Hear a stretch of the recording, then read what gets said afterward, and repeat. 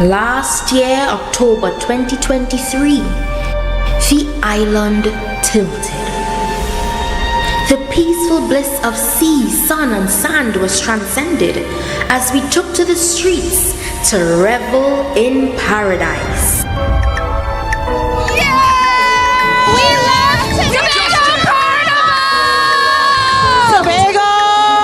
Such a nice place! Tobago Carnival, we're right here. We're not leaving till we go right down.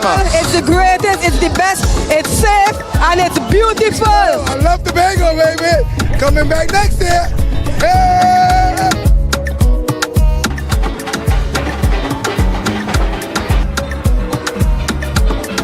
Playing pan on the streets is a magical experience. When the band strike up, it's rhythm, steel, and powder. This is Tobago Carnival, pan in paradise. Tobago is the best. Tobago Carnival is the new home for the legend of Calypso. Where else can you get sweet Calypso music that gives you that nostalgic feeling? Soca Titans is we title, is we monarch. We build artists from scratch who can perform with the best. Real Titans of Soca. When last you've been to a party, plenty women looking so nice, we must be in paradise. This year, ritual takes on new space and dimension. Traditions will be reimagined, breaking free and taking on new meaning on the road. I love the energy! This year, the revelry is bigger and better. More colors, more meaning, great packages for the masqueraders. Tobago Carnival is freedom. This year promoting safety in all events for Tobago Carnival. This year promoting whining, not minding people business. This year promoting clean fun, security and freedom. Freedom to be any version of yourself that you choose to be with love and safety. Here, you have permission to be you, uninhibited and free. So what you waiting on? This year, this October 2024, experience the ritual, revel in paradise, release yourself.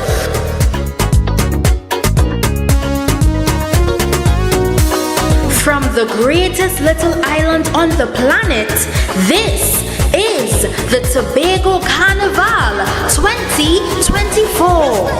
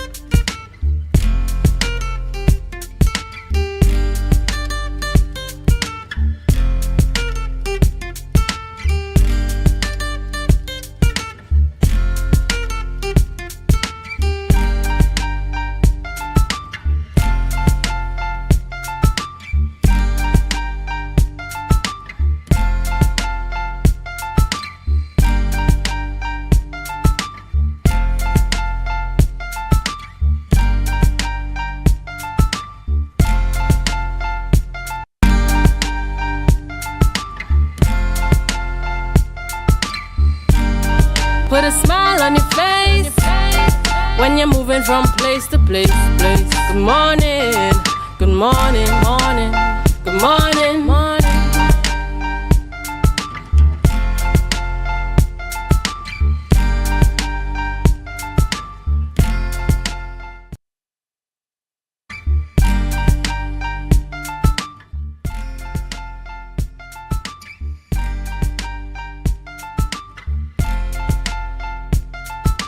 Good morning, Tobago, and welcome to the Tobago Updates Youth Morning Show, coming to you live from the Fairways Restaurant and Lounge. So for those of you joining us as you take your morning breakfast and even tuning in as you drive on the road, thank you so much for choosing Tobago Updates to start your morning on the right note. I am Luke James Strim, and I'm also joined by Natalia Nancis. Good morning, everyone. Good morning to our viewers on our varying platforms, 102 on Amplify, Facebook, and YouTube. We thank you so much for joining us. I mean, Luke and I are here to bring the heat on this lovely, cold morning. Correct. Right? So we are here to bring you that heat and to bring you, of course, the vibe and the vigor for the rest of the week. Correct. Yes, Luke. So what is going on in this space? Well, Natalia, you know, Monday we had a visitor, a very interesting visitor, Hurricane Beryl, touched the island, and we were out there reporting and those stuff. So that was the experience we endured on Monday. But how was the experience for you? I think you were at home, correct? Yes. And how was that experience for you? Well, to be quite honest, I'm just happy to be out of this very safely. With the category that Hurricane Beryl was coming in, we expected, you know, more damages to occur. We wanted to know if Tobago could have survived such a hurricane because they were comparing Hurricane Beryl a lot to Hurricane Flora, who was just category 3, and Beryl came in at 4 to 5. Yes. Right. So to be quite honest, I'm just happy to be out of this safely. I mean, the other islands are going through a lot, and we send our prayers with them, you know, that they come through this perilous time. I think countries already started assisting Grenada and these countries. So I'm grateful for them having the help, and I'm grateful for me coming out of this safely. That's great. All right, viewers. Well, I'm very interested on what's going to happen to Jamaica, because if anybody knows me, Jamaica, I have a second heart there. Right. And the predictions we are receiving, it doesn't look too good for the island. But I do hope that just so we will spare, Jamaica is somewhat spared the effects of Hurricane Beryl. But Natalia, this is your moment to shine. So viewers, we're going to head over to news in 90 seconds with Natalia. The news is brought to you by Standards. At Standards, nobody beats us on price. Believe it. Thank you, Luke. Here is your news in 90 seconds for Wednesday, 2024. The Ministry of Finance is not responsible. Rather, the Tobago House of Assembly is responsible for providing financial assistance to individuals who incurred losses due to the closure of beaches in April 2024, following a shark attack on a British tourist, Peter Smith. In response to the incident, there were several calls for compensation from the government for those affected by beach closure. However, Finance Minister Colm Imbert clarified in the Senate that according to the THA Act, the THA is responsible for matters related to finance, tourism, the environment, and social welfare in Tobago. Imbert noted that the THA acted independently in closing the beaches and that no requests for supplementary financing to provide compensation have been made by the THA. Opposition leader Kamala Persad-Bissessar supported the government's Bail Amendment Bill 2024, but argued that denying bail is not a solution to fighting crime. She acknowledged the bill addressed legal deficiencies from the Privy Council's Achille Charles judgment, but criticized its timing, noting it was the 6th such bill since 2016 and questioned its introduction before the parliamentary recess and an upcoming election. Persad-Bissessar emphasized the need for a more efficient justice system and better staffing for the Director of Public Prosecution's Office to combat crime effectively. And in some weather news, Hurricane Beryl, the earliest recorded Category 5 hurricane in the Atlantic Basin, is now targeting Jamaica and the Cayman Islands. Jamaica and the Cayman Islands are under a hurricane warning, with Jamaica expected to experience heavy rainfall, hurricane-force winds, dangerous storm surges, and battering waves. The National Hurricane Center warns of life-threatening winds and storm surge and forecasts Beryl to remain near major hurricane strength as it approaches Jamaica and the Cayman Islands. And that was your news in 90. Get your quality furniture and appliances at Standards. Frigidaire gas range $599. Serta base and mattress $1,899. RC 50-inch smart 4K TV as low as $2,599. Yes, at Standard, nobody beats us on price. Believe it.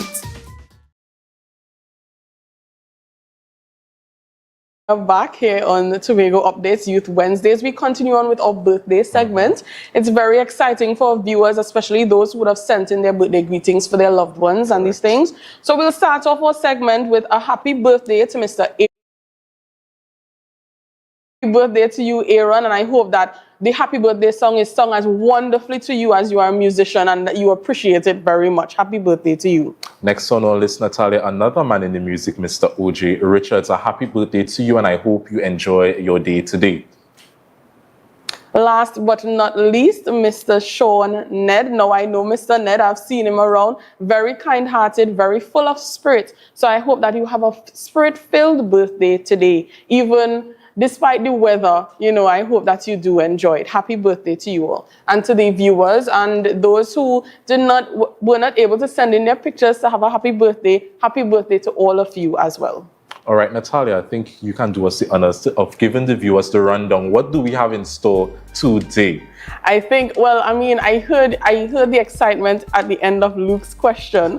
We have a very exciting show for you today. We are going to discuss, of course, the THA budget that's very much in the air. From a youthful perspective, correct. Of course. And then we go on to the fight for the Tobago students. Yes, a very interesting topic, I should say. So viewers, you need to tune in for that one. Yes, of course. That's a story right there. Luke is a very big ambassador for youths, especially. So I hope that you tune in and you share the live, share the live, share the live. We'll be right back.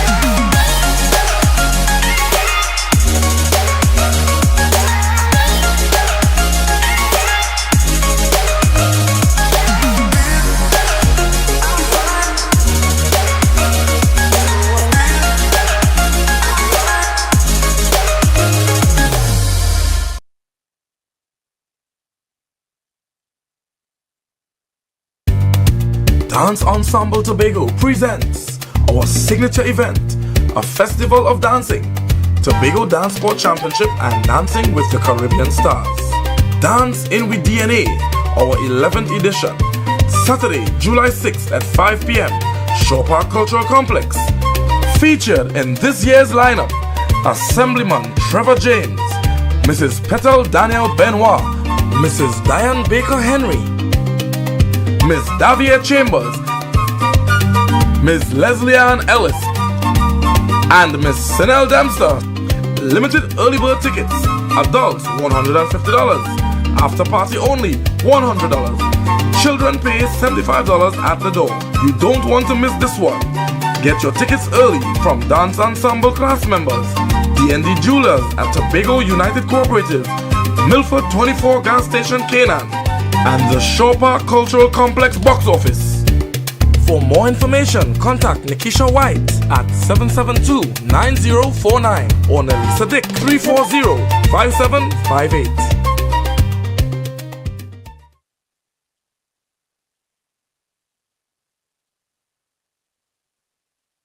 Sun Up Tobago is here. Join us on Saturday, July 6th from 2 p.m. to 10 p.m. at Delta Compound Argyle for an unforgettable summer experience. Enjoy an all-inclusive experience with mouth-watering food, coolers are allowed, and best island vibe. This is a tickets-only event. Get your tickets now at Barco, Lust, and Pablo's Argyle. Don't miss out on the event of the summer. Sun Up Tobago, sponsored by Tobago Updates, B-Mobile, State Solutions, and Thorns Place. Look at people in here tonight. Tobago Glass Supplies has been a leading name for over 37 years in the glass and aluminum market in Tobago. We provide an extensive range of high-quality, innovative aluminum and glass products for commercial and residential use. Competitive prices with superior and professional services by committed employees who are guided by rigid quality standards. Tobago Glass Supplies specializes in the manufacture and installation of glass and aluminum products products that are essential to today's homeowners and the business environment. We are engaged in marketing, sales, and installation of a variety of products. These ranges from windows and doors to necessities such as mirrors for homes and vehicles, designed and manufactured in-house or imported.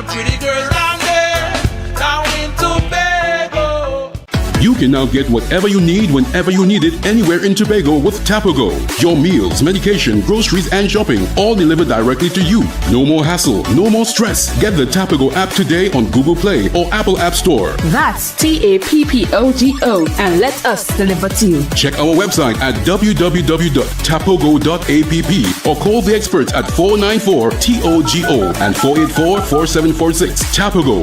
Relax. We will get it to you. Tobago's at your service. I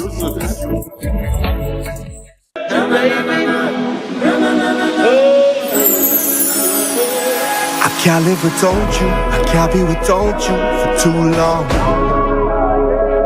Cause when I'm around you, I feel like the heavens just come down. I feel it in my soul every time we on the road is a miracle. A million strong come together. Innovative, dedicated, impactful. The public service now and beyond. Today we celebrate our stalwarts who have left an enduring legacy on the public service in Tobago. Mrs. Bernard Trim was a nursing assistant from 1969 to 1983. She was promoted to contact tracer at the STI HIV clinic and retired in 2019. Mrs. Bernard Trim says getting clients to come to the clinic for counseling and treatment is her greatest achievement. She says discrimination of HIV patients back then made it very difficult as sex was a taboo topic and HIV was considered a death sentence. She says she feels rewarded by the gratitude expressed from the clients she served. My name is Anne Natasha II, and I am your TPP candidate for party chairman as we prepare to unite all Tobagonians for the responsibilities and challenges that autonomy will bring. Over the last year and a half, I have led the arduous but rewarding process of rebuilding our party from the ground up and was involved at every stage of the process. The registration, the management of not one, not two, but 3 conventions where you, the people, chose the party's name, symbol, and color. Anne Natasha II was there to recruit and mobilize the members, providing valuable, reliable feedback to the assemblymen from the ground. It was Anne Natasha II who led the very talented and effective teams that hosted the Speyside meeting of March 17th. The roles of the chairman are clearly articulated in the Constitution, and I have demonstrated in my professional and political life excellent administrative and managerial skills. As we continue to build our party, we must build one that is stable, grounded, competitive, and rooted in principles of equity. Well, I think Natasha is a beautiful, beautiful person. I've known Natasha for most of my adult life and some of my not so adult life. So Natasha is a lovely, lovely person. I am humble, approachable, competent, and effective.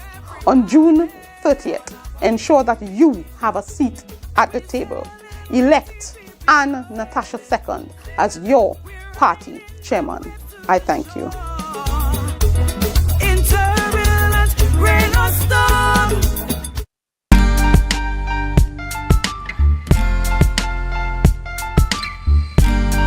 Put a smile on your face when you're moving from place to place. Good morning, good morning, morning, good morning, morning.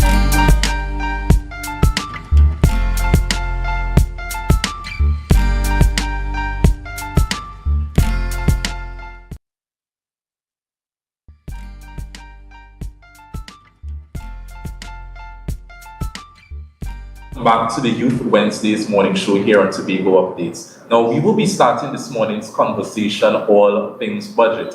Now, viewers, this was supposed to be hosted by Mr. Dwayne Mills, but he was unavoidably absent, so I will be filling in for him. So I'm joined by, I'm going to allow all guests to introduce themselves. Some of them you already know, some of them you may not know. So starting from my right.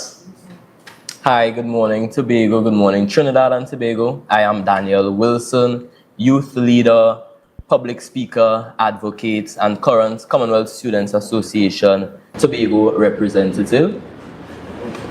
Hi, good morning, Tobago. I'm Keegan Dinoon. Most of you are familiar with me. I am past Parry Community Ambassador, current president of one of the best village councils on the island, the People Village Council, and youth advocate. And today we are going to be here to dive a bit into the budget and see how best we can, look at the positives, the negatives, where we have fallen short, where we could do better, and see how best we could educate the youth on the budget of the island. That's interesting, Keegan, that you mentioned the youth, because we are now in the season where youth internships, they are in the air. And I understand that in the budget proposal, there was something mentioned about youth internships on the island. Daniel, on that topic, what is your perspective when it comes to youth internships on the island and Tobago's budget?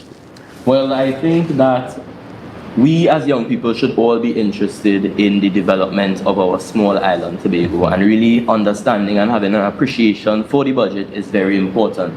With specific reference to youth internships on the island, when going through the budget and looking at the budget for fiscal 2024 and comparing it to 2025, I noticed that under the World of Work program and the YES program, they were able to increase membership from 250 in fiscal 2024 to 450 young people in 2025. So I think that that is a positive step in the right direction. A lot of young people are eager to really enter the workforce, to really build their professional cadre and to build their business acumen. And I think that our young people being able to benefit from all these internship opportunities are very positive. So I'll hand over to Keegan now, who has a very particular interest in some of these internship programs, to just share his perspective on it. I'm happy that you were able to highlight the increase from 250 to 450, because I believe that internships are a critical aspect and very integral in our society. When a young person leaves school, there are a number of things that you learn in school that are not applicable in the world of work. So the YES program, the World of Work program, all the internships like CRHA, Office of the Chief Secretary, and CAST offer you that bridge to unite what you would have learned in school and what you're going to need in the world of work. This year, particularly the YES program, we would have taken on 140 young persons. That's to the tune of almost $2 million invested into the young people of Tobago. And the best investment that any government can make, Luke and Daniel, you would attest, is into the future of the island. Correct. And I'm sure both of you, as beneficiaries of internship programs on the island, can attest to what this has done for increasing your capacity and also adding value. So you, as an individual, thereby you can now add value to the socio-economic development of this island. And Keegan, it's interesting that from an island perspective, we were able to increase the employment for young people, because when you look on a nation scale and also regionally, there is the pressing need for youth to get employment. We saw that during the COVID-19 pandemic, youth who were at the front line, they were easily laid off. But now that our island is making sure that we put those steps in place to ensure that no young person is left behind, that the youth who have the qualifications, they can get employment, get the training and the experience that they need. It's really interesting that we are pushing or revenue and or resources into those internship programs. Now, time is of the essence, so, you know, we have to run through this interview really quickly, unfortunately. So most likely management is going to give us a part 2. Now, tourism is something that is very dear to the island of Tobago. I think most of our revenue comes from tourism, may or may not. And I think we are always pro-tourism. We are always trying to promote tourism on the island. And it's always interesting how we read the aspect of tourism in the budget. Now, tourism and the orange economy, what are your thoughts on that, Daniel? So, as mentioned under the heading Tourism and the Orange Economy in this fiscal 2025 budget, they spoke a lot about improvement of the tourism infrastructure on the island. So specifically, upgrading the Storbay Beach facility, estimated cost 15 million. Transformation of the home of the Blue Food Festival into an entertainment and commercial hub. And a cadre of other plans, including the beautification of Scarborough, etc. My concern is that all of these are amazing plans that, you know, would undoubtedly contribute to the development of our Tobago. But some of these have been mentioned in the previous budget in fiscal 2024. So my worry or my concern rather is how are we really building and developing on our tourism product? Because when we look at, let's say, the increase in the number of cruise ship passengers, it was noted that in 2022-2023, there were 46,864 cruise ship passengers, whereas in 2023-2024, we had 103,838. And while this increase is good, how are we now investigating the satisfaction level of the tourists who visit our island? How are we going to keep them interested since they are only here for sometimes one day? Are we engaging in collecting data, emails, and all this stuff to really promote destination Tobago to them? So I think it's very important not only that we increase numbers, but we also prioritize collecting data and using that data and using the algorithms available to us to market Tobago beyond destination Tobago, beyond just when tourists come to the island, but also reaching them where they are, sending emails, utilizing our young people who are on the social media and TikTok space. All of these things are important and will really contribute to benefit our orange economy. Excellent response, Daniel. Just back on that, as it pertains to the investments that are for the into upgrade tourism product that you have to offer.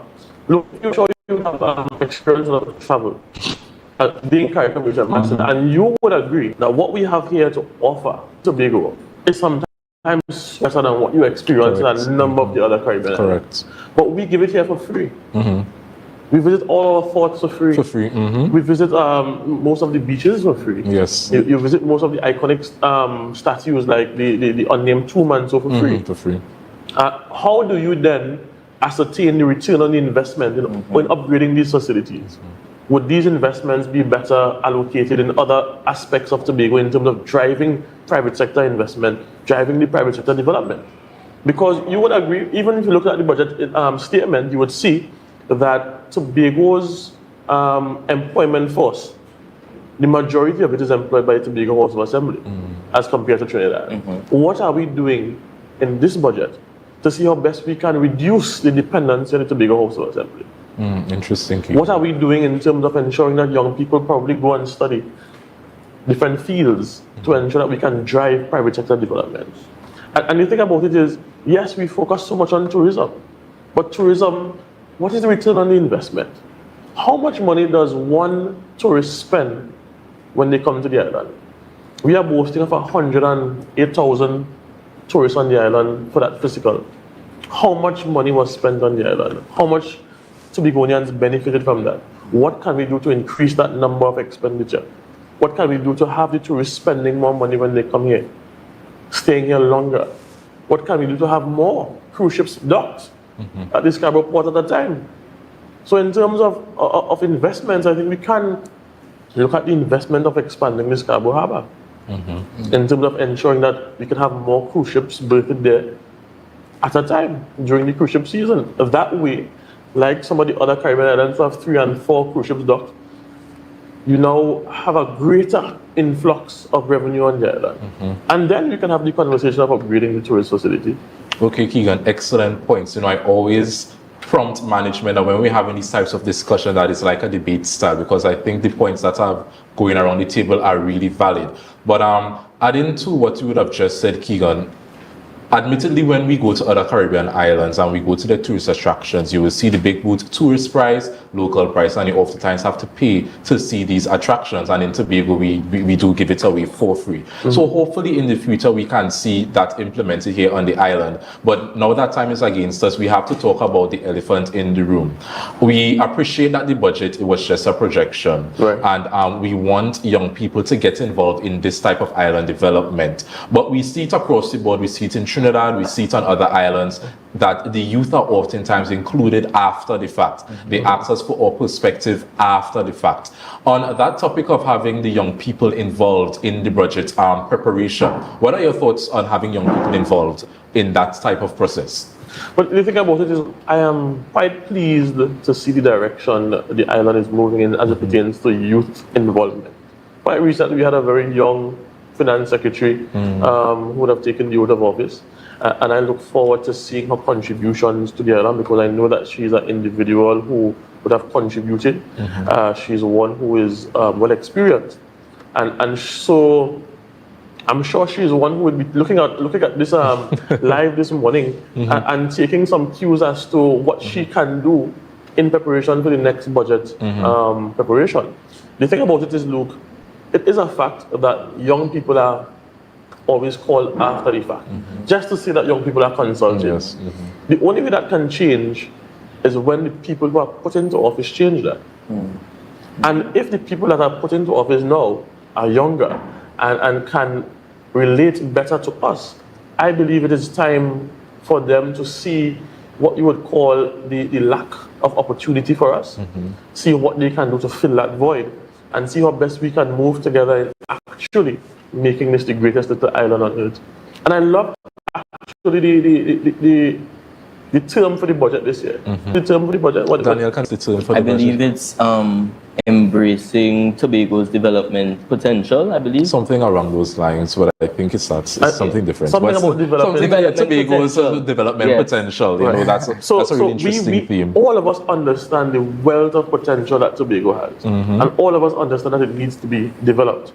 But what are we doing to ensure that we get to that developed position? And Keegan, just to add to that, I believe that youth and young people, the onus is also on us to take concern and be a part of conversations like these, to show interest in areas of national concern and to really be a part of the conversation and want to be a part of the conversation.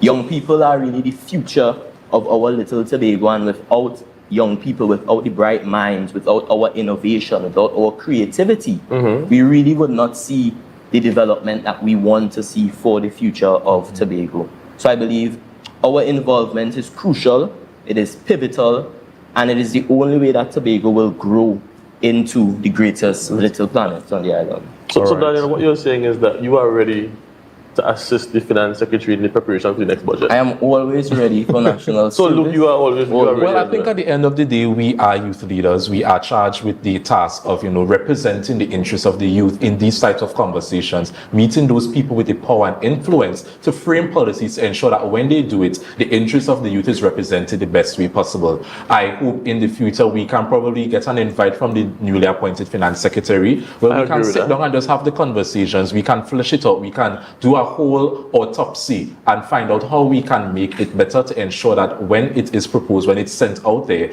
the youth of Tobago, they benefit the best. So we have the youth councils, we have the CARICOM perspective, we have the Commonwealth perspective, you have been a youth leader for probably as long as we can think. So if we can come together and work, we can achieve that. So wrapping up, what are your final thoughts? We have about 5 minutes left before we go into the next segment. So my final thoughts, I believe that this budget for fiscal 2025 was a good effort, and we see that some key areas, especially in terms of education, in terms of youth internship and employment on the island, they are being catered to and heavily invested into.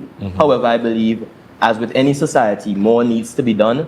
We need to invest more in our young people. We need to invest more in the things that they are passionate about. We need to invest more in emerging industries like IT. We need to invest more in young people in agriculture. I think we need to invest more even in things like renewable energy. But all in all of these things happen over time. So it's all about getting young people especially involved in these conversations and bringing up these issues to those in authority to ensure that Tobago prospers and to ensure that we as Tobagonians prosper as well. Correct. Keegan? I totally agree with Daniel, and I believe as young people, we must be always so focused on being solution-oriented rather than problem-oriented. So in every problem, as young people, let us look for a solution and look at an opportunity where we can contribute to that solution. Because all of us have to live here. This is our island. It is the greatest little island on earth, but it's our greatest little island on earth. We have to do our individual part in making this society better than it is. Something that I was quite passionate about seeing in the budget loop would have been the increase in the food card allocation. It shows our interest in our social responsibility. I also saw an increase in the funeral grant, to ensure that those in the society who need the assistance would be getting it. So there are some positives in the budget. And as Daniel rightfully said, the budget will always have room for improvement. But let us focus on what we have. Let us focus on what we would have gotten. Let us take what we can from the budget. As young people, see how best we can make it work for us. As I said, be more solution-oriented and problem-oriented. All right, so guys, I want to thank you for joining us on this very impromptu interview. I know that these conversations are always healthy. I do hope that we can look forward to a part 2 where we are all better prepared, where we probably have an hour, cough, an hour to, have the conversations. Probably the table can be extended where we can involve more young persons to really have the conversation. So, guys, I want to thank you for joining us. I do look forward to continuing this conversation with you all. All right, viewers, that was just a touch of the budget discussion with some of our Tobagonian youth. We'll be taking a quick break right now, and just remember to share the live, share the live, share the live.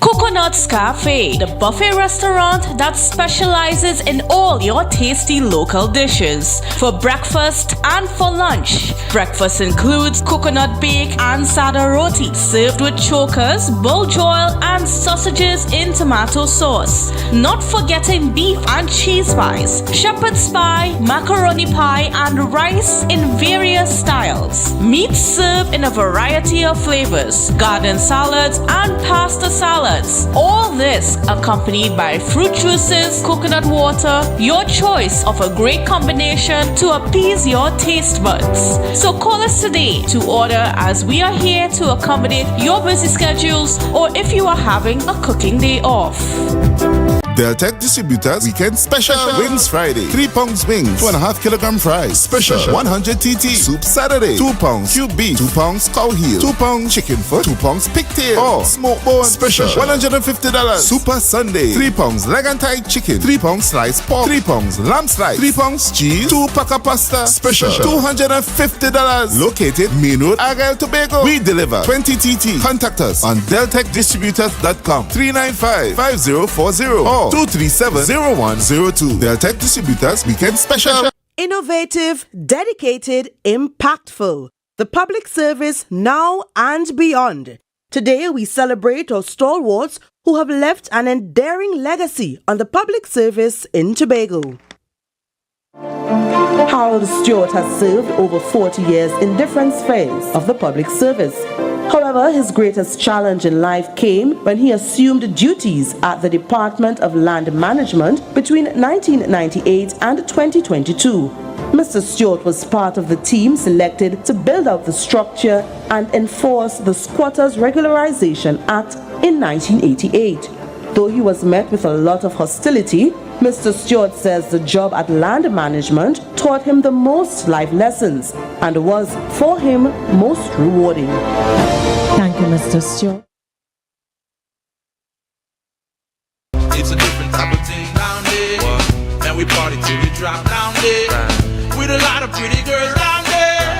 Down in Tobago. Rotisserie, mouth-watering fries, salads, combos, and specials galore. Feeling for something to eat? Come and see. Our rotisserie is seasoned to the T. Kicking chicken, masala, and jerk roast. Crispy fries made from scratch. Who do you know can't beat that? Or salads freshly cut and packed. When you taste it, you'll be wanting to come back. So come check us out on number 2 Robinson Street, Uptown Scarborough, Tobago. We open on Saturday nights from 7:30 to 11:30 p.m. Monday to Thursday, we're open from 10 a.m. to 9:30 p.m. and on Friday, 10 a.m. to 4:30 p.m. Contact us at 772-7443 and all social media handles at The Rotisserie Factory.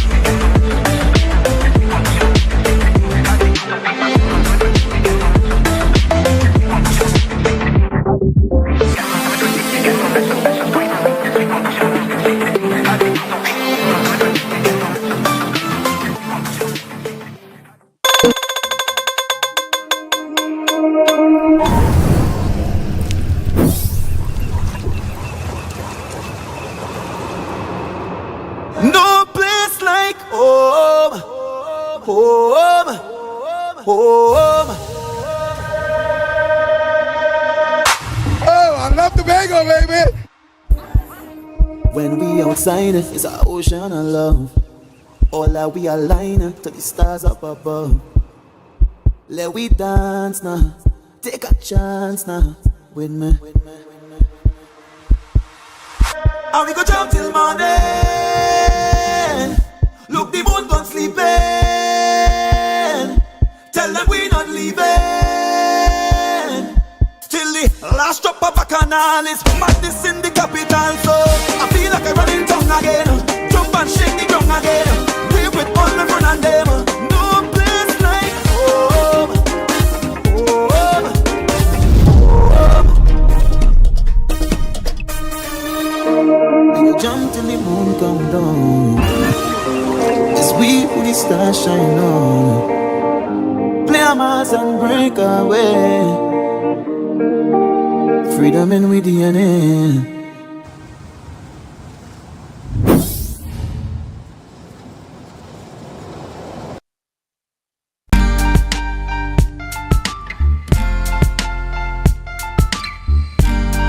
Put a smile on your face when you're moving from place to place. Good morning, good morning, morning, good morning, morning.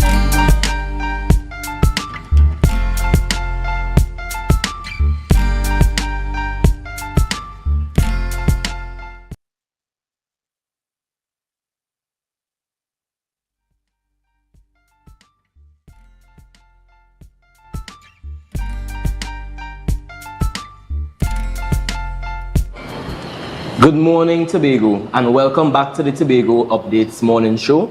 I am Daniel Wilson, and today we have a very, very special interview with the Tobago Students Association. And being a former Trinidad and Tobago Student Association president in the University of the West Indies Cave campus, it is really important to see representation and positive representation coming out of the island of Tobago in UWI St. Augustine. So I would allow everyone to introduce themselves. We'll start with Mr. James Trim on the end. All right, so good morning, everyone. Good morning, Tobago. My name is Luke James Trim, president of the Tobago Students Association. Hi, good morning, everyone. I'm Tovia, PRO of the Tobago Association. Good morning, everyone. My name is Jaren Meyer. I am the treasurer for the Tobago Association. Good morning, everyone. I am Shanice Stanislaus, and I am the events coordinator for the Tobago Students Association. Perfect. So now that we get to know everyone, I want you all to tell us just a bit about the Tobago Students Association, what you all are about, what is the aim, etc. So, Daniel, basically the Tobago Students Association is a network of university students, and our main goal is to offer the best support to Tobagoan students who are studying at university. We are offering that sense of community, that sense of belonging and sense of identity. Now, Daniel, this association came about after we would have recognized a gap in representation for Tobagoan students at the UWI St. Augustine campus. We recall during a particular event on campus, a guild event actually, when we noticed all the islands, they had an opportunity to display their culture. You know, you got to go to a tent and find out what the island is all about. And when we walked around, we noticed that there was nothing there for Tobago. Now, Daniel, we appreciate the fact that we are one country, Trinidad and Tobago, but anyone who lives here understands that while we are one country, we have two different nuances, two different cultures, two different types of identity per se. So, recognizing that a lot of students would have said, you know what, Luke, you know, so long we're trying to get an association and we can't get it. You know, we as Tobagoans, we often feel left out. We often feel like we don't belong here in Trinidad. Now, I had to ask myself, how can I fix that issue? So then the Tobago Students Association, TABSAT, came about, and now we are here, we are ready to serve the Tobagoan students who will be starting university soon in September. And basically, Daniel, that is the Tobago Students Association, TABSAT. Great. I love how you touched on the point of identity and ensuring that the distinct Tobagonian culture is reflected in all aspects of campus life. I really appreciate that, because even in my experience in Cave Hill, that was also a raging issue. We would see a lot of the Trinidadian aspects of culture, but when it came to the Tobagonian aspects of culture, when it came to the belly dancing, the Tobago Heritage Festival, you know, the dirt oven bread, we really wasn't seeing those kind of aspects. So I really appreciate how you touched on that. So I'm noticing the color, and it's somewhat similar to mine. I don't know if we planned it or just trying to plan it, but I'm noticing the color and the name TABSAT. What were the driving forces for the color and the acronym itself? All right, so the color was given because of Tobago Day. We realized the color blue, green, and yellow. However, this blue gave us a kind of pop, you know, so that's why we chose it. And also we have Blue Food Festival, so you know it represents Tobago well. TABSAT was actually crafted by Luke and I when searching for a name, and we realized when booking a ticket, you see tab, so we just put TABSAT. Okay, right. I love the creativity, I love the references, I love the nuances in it. So I think that this is really a historic win for Tobago, and I'm guessing the journey was simple. I want you to tell me, how was the formation of this great organization, and what were other perspectives on it, especially in Trinidad, especially being a minority, being Tobagonians in Trinidad. How was the conceptualizing of this great organization? Daniel, well, I have to be honest, I can't come on TV and pretend it was all rainbows and unicorns. It wasn't. Daniel, we got you real thing. When I tell a real thing, we got you real thing to get this association popping. Unfortunately, we were faced with a past students' guild who held bent on ensuring that we won't give in the association.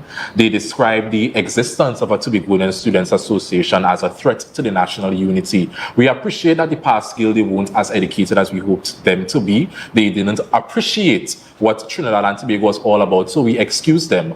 But Daniel, we remembered when I would have raised concerns, we had to go through the mamagism, we had to go through them telling, yeah, you're registered, yeah, everything good with you all, only to find out from certain UE heads that, the association was not registered. And when we messaged them for clarification, it always has spin around, it always has story. So when they described the association the way they described it, we had to now have a meeting with them.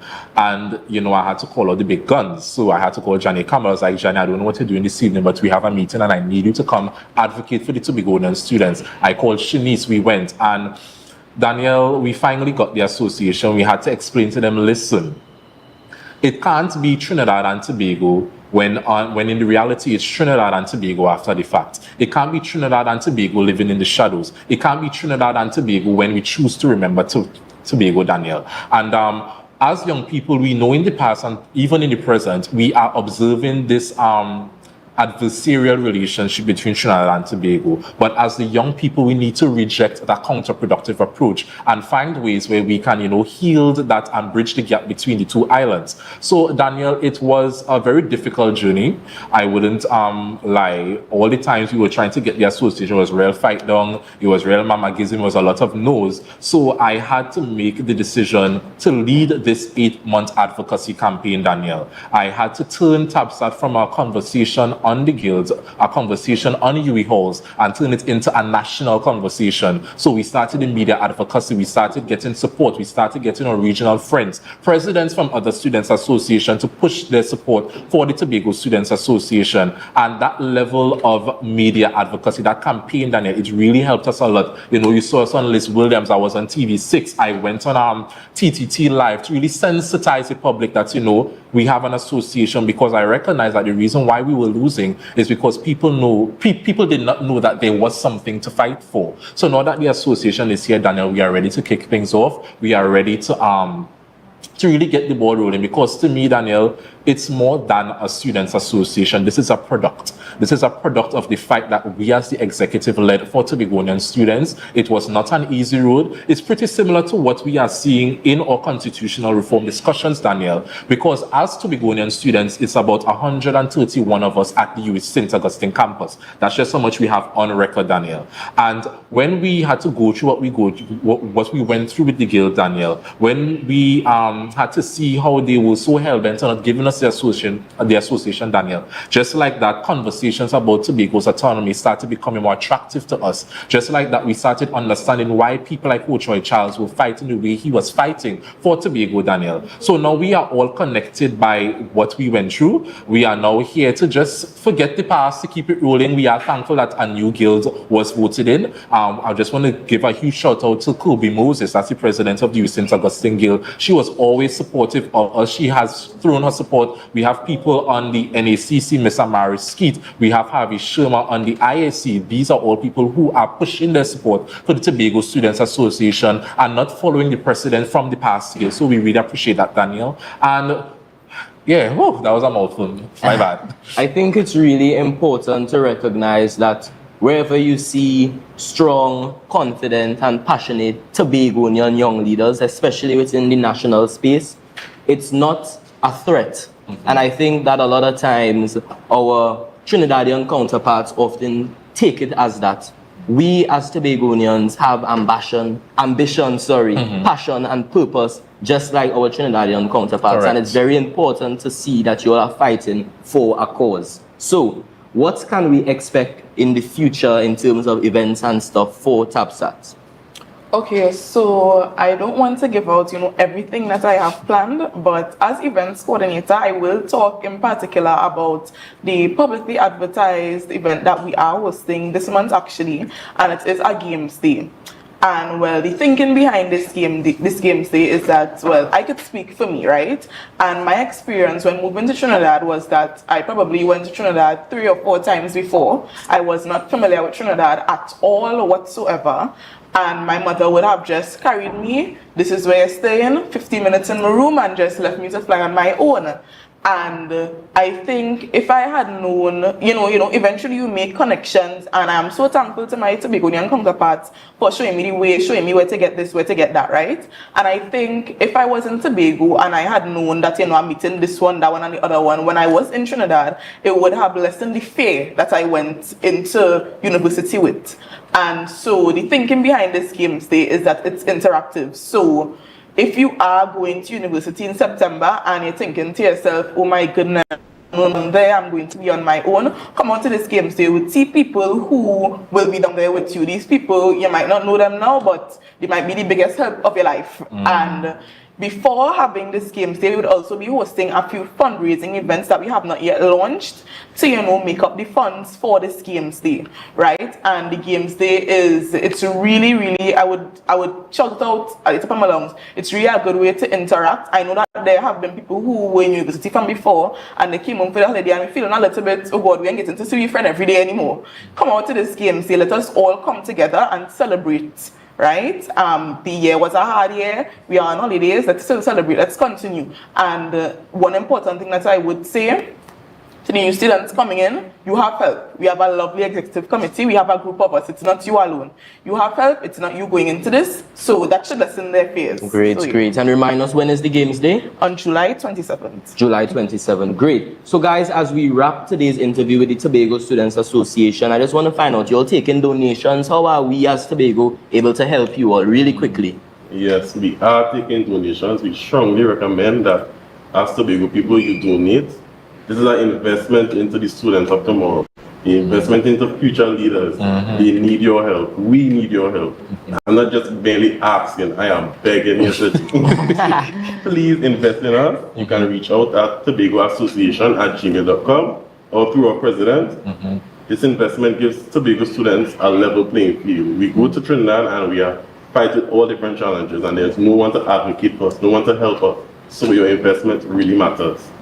Great. So guys, we've been chatting with the Tobago Students Association out of the UWI St. Augustine campus. It's been a great and fruitful interview. Thank you all so much for taking the time to share with us about the progress of your great organization, and we'll be right back with more.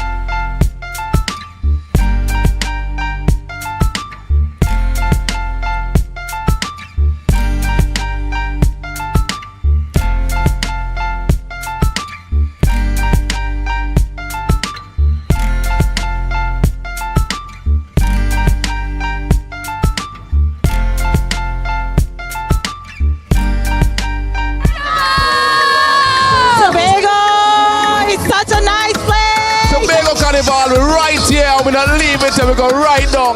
It's the greatest, it's the best, it's safe, and it's beautiful. I love Tobago, baby. Coming back next year. Hey!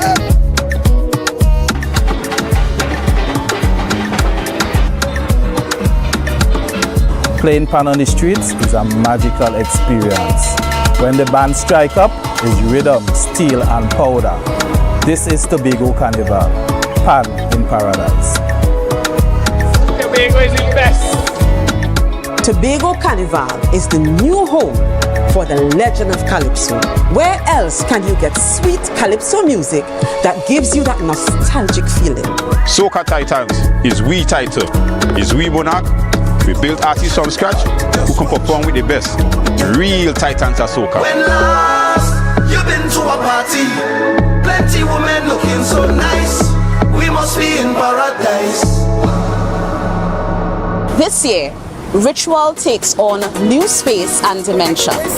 Traditions will be reimagined, breaking free and taking on new meaning on the road. I love the energy! This year, the revelry is bigger and better. More colors, more meaning, great packages for the masqueraders. Tobago Carnival is freedom. This year promoting safety in all events for Tobago Carnival. This year promoting whining, not minding people business. This year promoting clean fun, security and freedom. Freedom to be any version of yourself that you choose to be with love and safety. Here, you have permission to be you, uninhibited and free.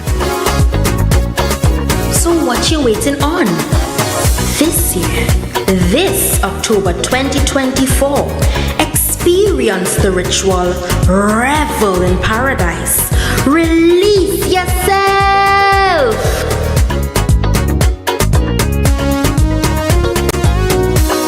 From the greatest little island on the planet, this is the Tobago Carnival 2024.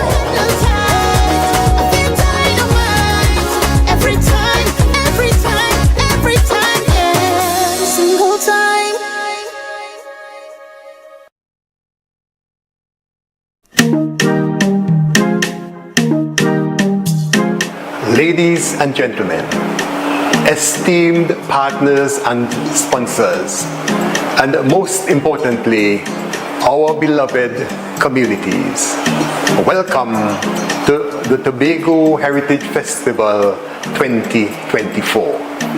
As we embark on the 37th year of this festival, our theme is We Come Back. Back to our communities, back to our villages, back to our true indigenous heritage presentations and productions. We are bringing back iconic events such as Yesterday's Children, Belmana Riots, and Courtship Codes. We want to highlight the importance of coming back to our roots, celebrating the people and the communities that make Tobago so special. Get ready for an unforgettable experience as we say, we come back to our true essence. We want to encourage each and every one of you to continue to support our cultural development and preservation in any way that you can. Your support is truly invaluable. Together, we can continue to make a positive impact that will be felt for generations to come. Thank you, and see you in July. Ladies and gentlemen, it is with immense pride and excitement that I address you to officially launch the 2024 Tobago Heritage Festival. The Tobago Heritage Festival is not just an event, it is a journey back to our roots. This year's theme, We Come Back. Back to our communities, back to our villages, back to our true indigenous heritage presentations and productions. It captures the true essence of revitalizing the culture and traditions that have shaped our identity for generations. This year marks the 37th successful hosting of the festival, and we are proud to officially dub the month of July as Tobago Heritage Month, a time when our island comes alive with rhythms, flavors, and stories of our ancestors. The festival continues to offer an unparalleled opportunity for economic growth on the island. Every stakeholder, from local artisan and vendor to hospitality businesses and transportation services, stand to benefit. Our vibrant cultural displays will attract visitors, boost tourism, and provide a significant economic uplift to the island. The heart of this festival beats in our communities. We are empowering each village to manage its own productions to ensure authenticity and sustainability. The Tobago Festival Commissions Limited and the Tobago House of Assembly are here to support you, fostering an environment where our heritage can flourish sustainably. As we embark on this journey, let us celebrate the essence of Tobago. Let us honor our heritage and support our communities as we showcase the vibrant culture that makes our island unique. Thank you.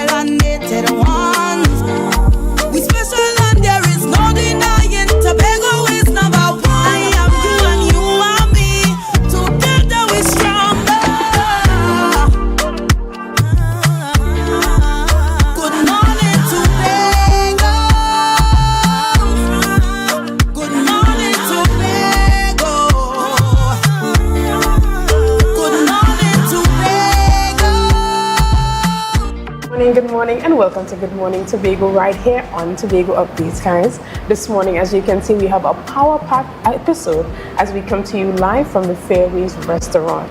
This morning, we are talking about a lot of things. And to start off this morning's conversations, before we even get into that actually, let's have our news in 90 seconds. The news is brought to you by Standards. At Standard, nobody beats us on price. Believe it.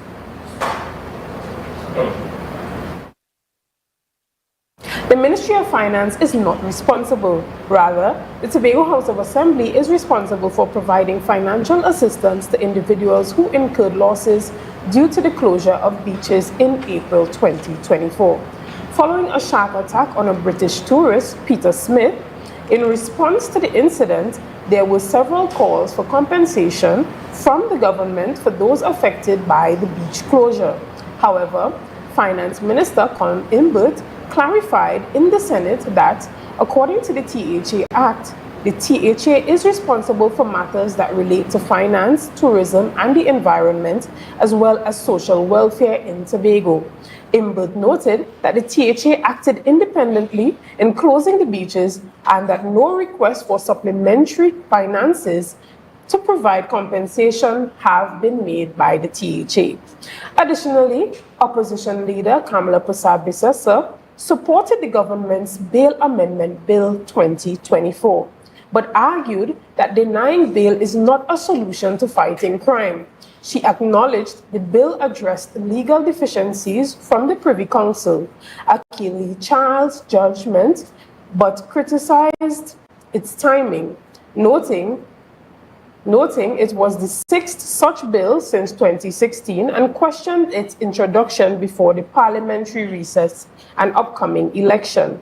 Persad-Bissessar emphasized the need for a more efficient justice system and better staffing for the Director of Public Prosecution's Office to combat crime effectively. And finally, Hurricane Beryl, the earliest recorded Category 5 hurricane in the Atlantic Basin, is now targeting Jamaica and the Cayman Islands. Jamaica and the Cayman Islands are under a hurricane warning, with Jamaica expected to experience heavy rainfalls, hurricane-force winds, dangerous storm surges, and battering waves. The National Hurricane Center warns of life-threatening winds and storm surge. The forecast Beryl to remain near major hurricane strength as it approaches Jamaica and Cayman Islands, and that was on News in 90 Seconds. Get your quality furniture and appliances at Standards. Frigidaire gas range $599. Serta base and mattress $1,899. RC 50-inch smart 4K TV as low as $2,599. Yes, at Standard, nobody beats.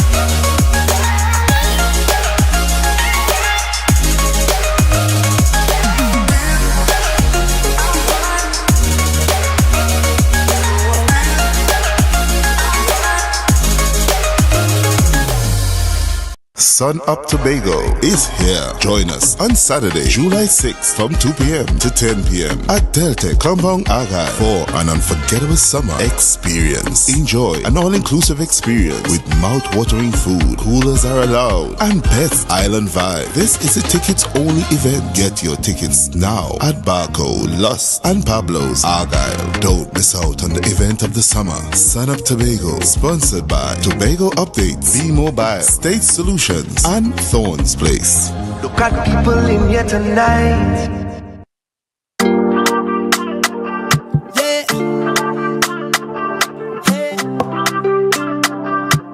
Tobago updates.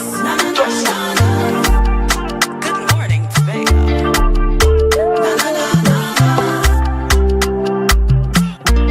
Let's go. It's a brand new morning. Rise up to a brand new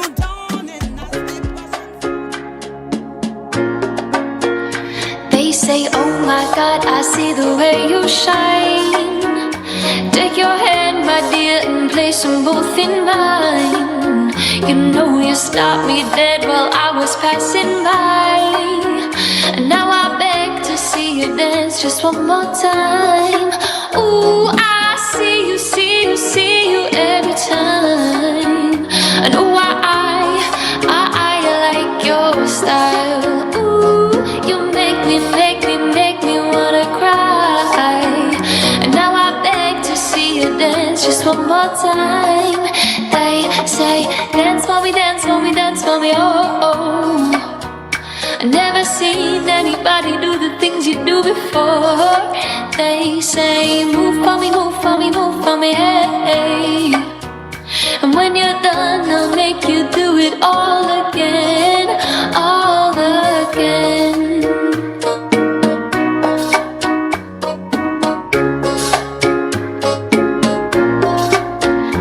I said, oh my God, I see you walking by. Take my hands, my dear, and look me in my eyes. Just like a monkey, I've been dancing my whole life. But now you beg to see me dance just one more time. Ooh, I see you, see you, see you every time. Ooh, I like.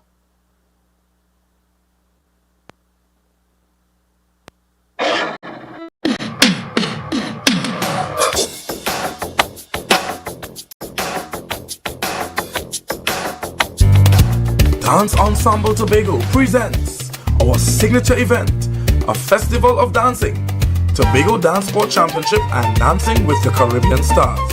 Dance in with DNA, our 11th edition, Saturday, July 6th at 5 p.m, Shore Park Cultural Complex. Featured in this year's lineup, Assemblyman Trevor James, Mrs. Petal Daniel Benoit, Mrs. Diane Baker Henry, Miss Davia Chambers, Miss Leslie Ann Ellis, and Miss Sinel Dempster.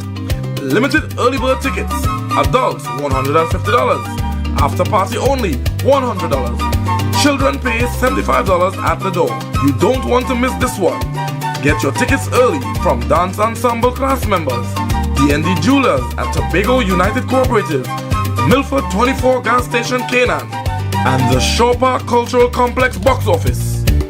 For more information, contact Nikisha White at 772-9049 or Nelisa Dick 340-5758.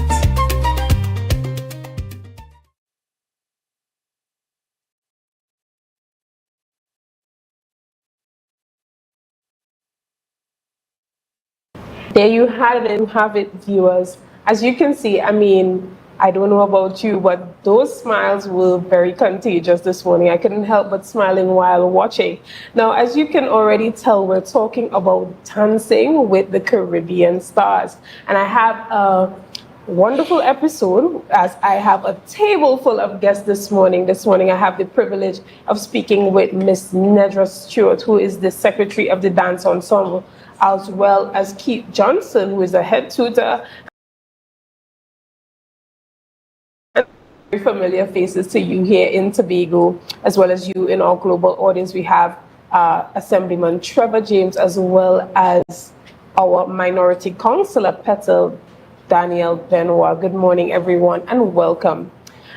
This morning, we're talking about this Dance Sport Championship, which is the 11th edition, and we are here in Tobago, and we have a cast of local celebrities. This morning, Mrs. Stewart, tell us a bit about how far the competition has come and what we can expect from this year's edition. Okay. The Dance Sport Championship is in its 11th year, as you mentioned.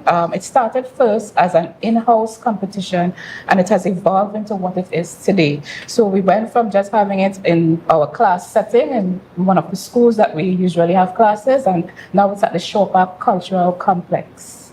Excellent. And it's not just a Tobago dance star competition, it's Caribbean-wide.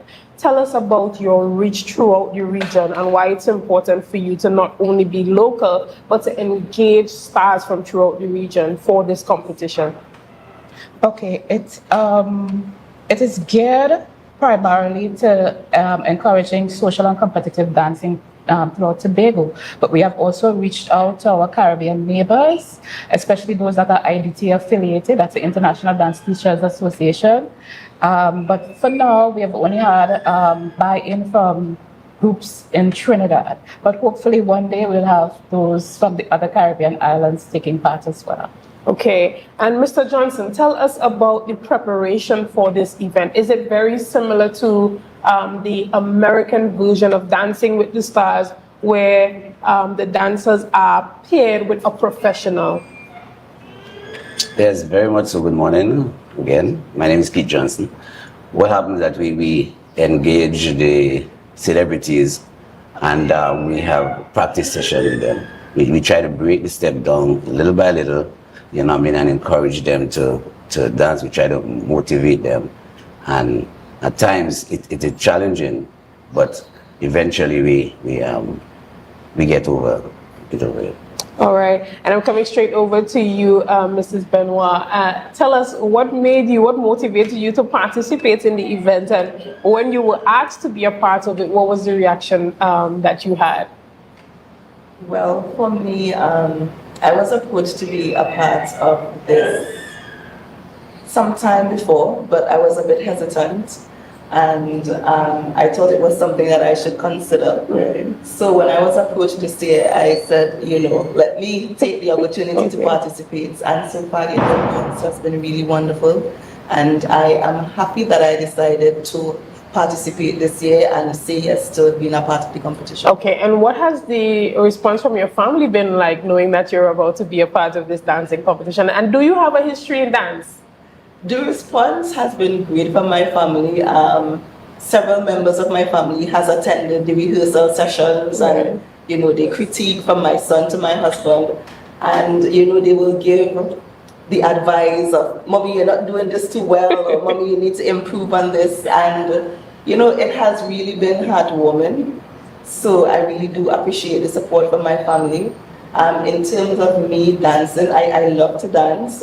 So my first experience was at secondary school. A teacher saw myself and another student and encouraged us to participate in a similar dance ensemble competition for secondary schools. No real dance history, and we just entered and we did well in that competition.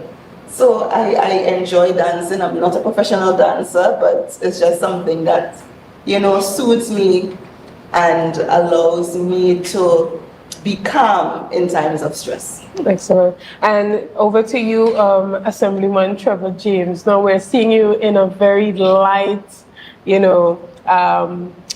image compared to when we are usually seeing you as assemblyman and as secretary on a more serious note, very professional. But now you have decided to be a part of this competition. What has been the support like from your family, and what is your dance history? Well, good morning Tobago. My history, I started to dance at school as well. I used to be part of Dance Ensemble as a younger man. I gave those days up many moons ago. So when I was asked, I thought about it for a while and eventually agreed to do it. In terms of the support and the experience, well, in my family, it's a busy life, but I have tacit support. I go home and I practice the steps and show them the steps and go on YouTube and get advice and say, well, you should do this or that or the other. But it's been a good experience thus far, and I look forward to Saturday night. All right, and what about the staff at the division? Are they looking forward to seeing their secretary as a dancer as opposed to their boss? Well, I'm hopeful that the auditorium will be filled and there'll be a lot of people with flags there waving me on and cheering me on. Right. Because I need all the help I can get. But I think people are looking forward to see how I go, to see that change out. It'll be a good experience to see me in a different light. So you have extended the invitation to members of your division to come out and support their secretary? I have those who are closer to me, but I'm sure after today, it will be filled out. All right. And tell us about how willing are persons to participate, because I can anticipate that persons are, a bit shy, or even if they do have a dance history, it may not be in a professional capacity like Petal would have indicated. What have you done to persuade individuals to really put themselves forward for this competition? It has been challenging at times to get persons to come forward, but every year we get at it and we eventually get the amount of persons that are willing to take part. So sometimes people, tend to be shy and they, are worried they don't have any dance history, but that's what our tutors are there for. They are professionally qualified and they will guide them to being what they are. Yeah. Right, and I see that you have a star-studded cast, but you have taken individuals from all different sectors of Tobago, which is quite important, and it can be applauded because we see that you have even my former administrator, Mrs. Diane Baker Henry, we have Calypsonian Leslie Ann Ellis, we see Let's Talk Tobago host, one of my colleagues, Davide Chambers, as well as a musical artist, Sadell Dempster. Tell us about this cast and why this is going to present a very interesting dance ensemble competition this year. The cast, as you said, are from all different sectors of Tobago, and which is something that we always do. Every year we have cohort that is from all sectors of Tobago. So you're going to get that flooding of different areas. Persons coming to see the show, supporting all these persons, backing these persons, yeah. All right, but one thing, I haven't seen any sportsmen or women on the cast. Is it that they're shying away from this? This is a call to you guys. We have a lot of national athletes and local athletes here in Tobago that should be a part of the competition. We want to extend our invitation to you for the next time around. And who knows, maybe you might see me on the cast next time. Possibility. Sure, what you're willing. Well, Mr. Johnson, tell us about how it has been practicing, and tutoring the group. I know that they have individual tutors, right? But how has the progress been coming along? Well, when you start out, first the beginning, people shy away from the dancing. But you really understand that as long as you can walk, you can dance. We are Afro West Indian. We have the rhythm in us. It's just to harness that and to bring it out. So if you operate with normal action, all you want to do is just put that rhythm into it and just bring that out. So you have to just give them that motivation and what you want to run back at your time when you started and say how it was. Because I had explained to some of these stars. When I started to dance, some of the ladies used to run away from me because I used to mash their feet and so. Although my father used to be a dance tutor. But at one time you might get a problem to dance. But it's just to encourage them. You understand? Interact with them and give them that support step by step and bring that through. So, Mr. Johnson, what about people like my partner who has no rhythm at all? How do I get him into the dance? Like, how do I get him to come with me and compliment me as opposed to mashing my feet at this point? Well, first the beginning, they say where the ladies are, the men will come, right? From the time you start coming to this class, he will want to come, right? So from the time you come and you start get the little dance and stuff, when you go home, you could show him a little step. But at the end of the day, when he come and you see other people there, that this person can dance like this, I never know this person can dance. That and all is motivation for him to come. Right, so outside of the Dancing with the Caribbean Stars competition, how are you engaging dancers throughout the year? Well, we are involved in schools, right? We have Melissa Dick, we have Ms. Nedra Stewart, and we have teachers. They are starting from that program. I also involved with the Methodist School club. So they have children doing dancing from early o'clock. We filter them into the exams, because we have International Dance Teachers Association dance exams coming up. So we filter these children, because remember, although we are nowhere without children, right? And we have to invest in the young ones.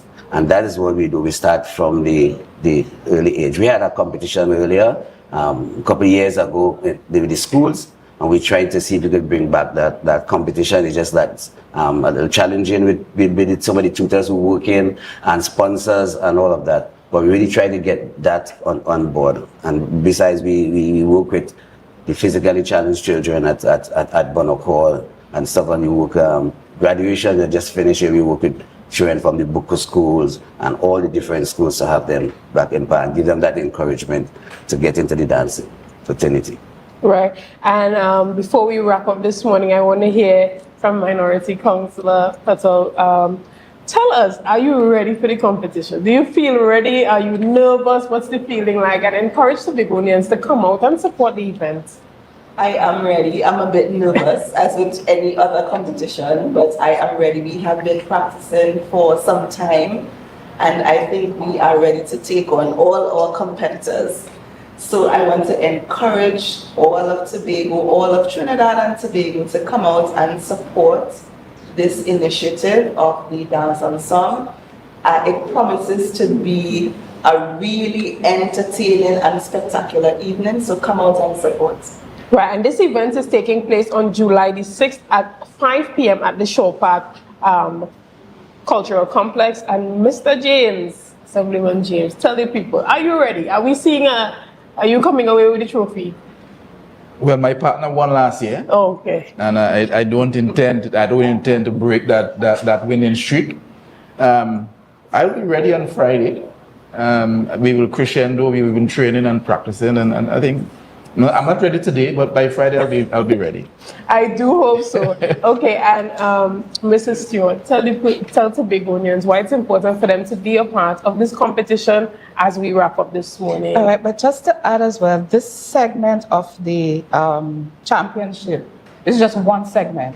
We also have competition in ballroom and Latin dancing for regular folks, regular dancers, and even line dances as well, right? So it's very important for you to come out and see the talent that Tobago has to offer. Come out and support your stars. There are competitions among children as well. So that's the Dancing with Caribbean Style is just one segment of the championship. Excellent. Well, you heard it here, guys. And we're going to take a quick break, and we'll be back with lots more conversation this morning. Make sure that you are a part of this Dancing with the Caribbean Stars as a part of the Dance Ensemble Tobago. And this is their 11th edition, and this is taking place on July the 6th, again, at 5 p.m. at the Shore Park Cultural Complex. And this is something that you don't want to miss. Take your friends, take your family, come out and have fun. See you soon, guys. Dance Ensemble Tobago presents our signature event, a festival of dancing, Tobago Dance Sport Championship and Dancing with the Caribbean Stars. Dance in with DNA, our 11th edition, Saturday, July 6th at 5 p.m., Shore Park Cultural Complex. Featured in this year's lineup, Assemblyman Trevor James, Mrs. Petal Daniel Benoit, Mrs. Diane Baker Henry, Miss Davia Chambers, Miss Leslie Ann Ellis, and Miss Sinel Dempster. Limited early bird tickets. Adults $150. After party only $100. Children pay $75 at the door. You don't want to miss this one. Get your tickets early from Dance Ensemble class members, D&D Jewelers at Tobago United Cooperative, Milford 24 Gas Station Canaan, and the Shore Park Cultural Complex box office. For more information, contact Nikisha White at 772-9049 or Nelisa Dick 340-5758.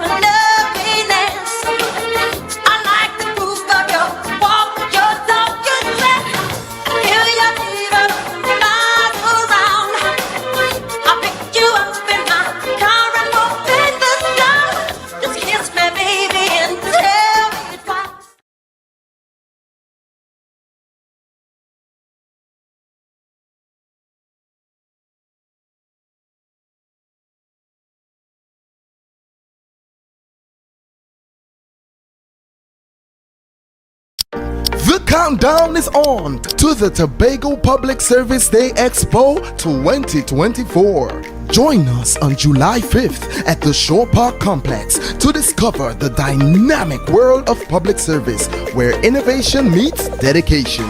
Explore exciting careers, experience innovative services, enjoy interactive displays, and a whole lot more. Come join us on July 5th at the Shore Park Complex from 9:30 a.m. Visit the office of the Chief Secretary's Facebook page for details. Tobago Public Service Day Expo 2024. Public service now and beyond.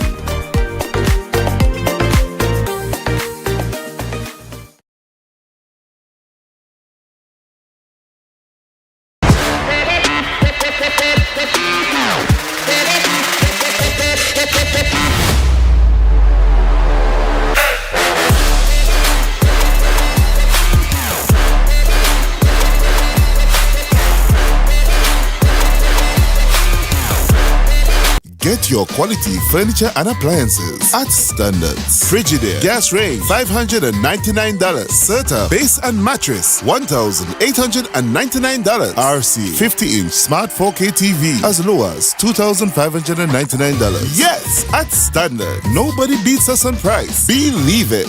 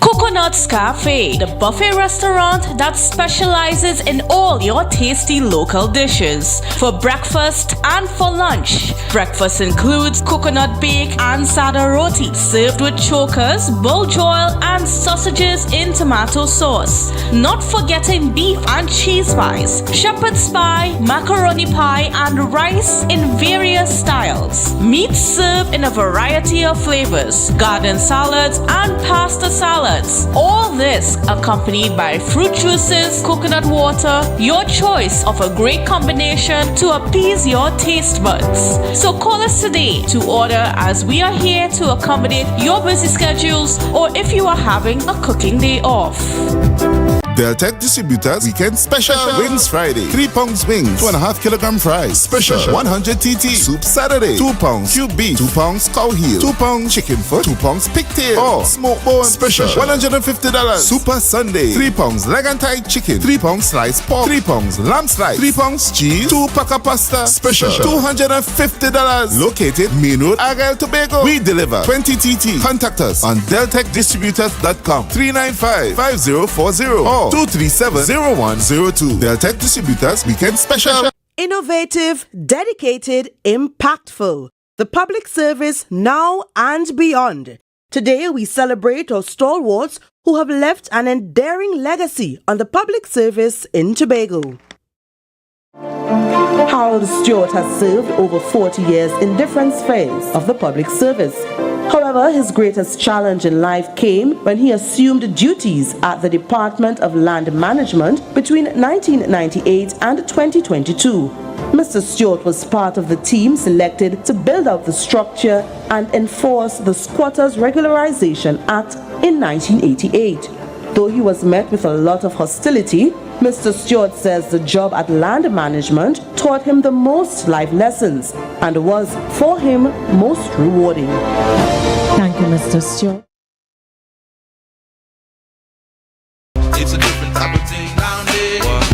we party till we drop down there. With a lot of pretty girls down there, down in Tobago. Rotisserie, mouth-watering fries, salads, combos, and specials galore. Feeling for something to eat? Come and see. Our rotisserie is seasoned to the T. Kicking chicken, masala, and jerk roast. Crispy fries made from scratch. Who do you know can beat that? Or salads freshly cut and packed. When you taste it, you'll be wanting to come back. So come check us out on number 2 Robinson Street, Uptown Scarborough, Tobago. We open on Saturday nights from 7:30 to 11:30 p.m. Monday to Thursday, we're open from 10 a.m. to 9:30 p.m. and on Friday, 10 a.m. to 4:30 p.m. Contact us at 772-7443 and all social media handles at The Rotisserie Factory.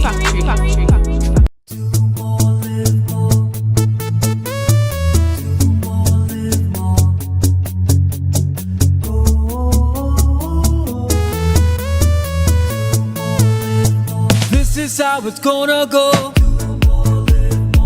They better look up below, 'cause this is your show, and everybody's gonna know. Say it to them once again. They better look up below. This is your show, and everybody's gonna know. That's how it's gonna go. They better look up below, 'cause this is your show.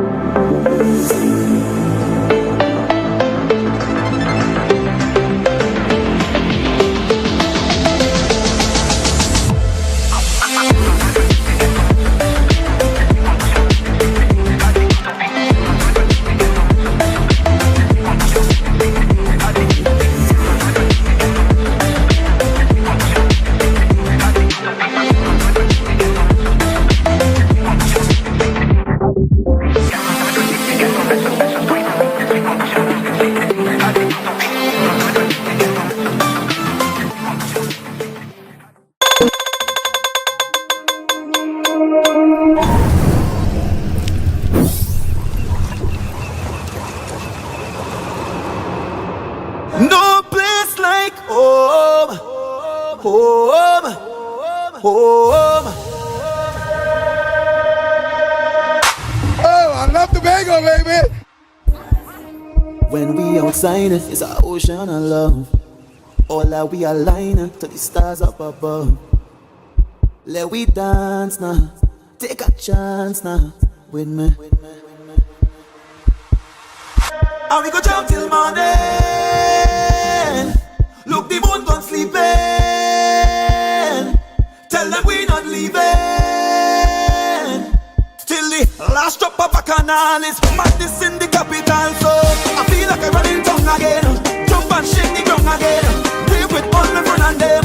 No place like home, home, home.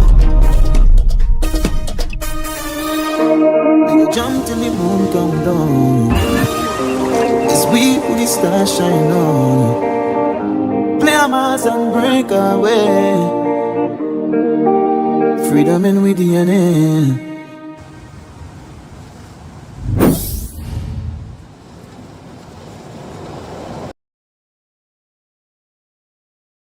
Yeah.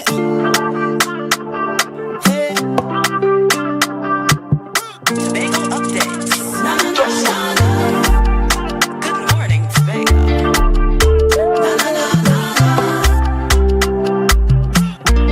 Let's go, go. It's a brand new morning.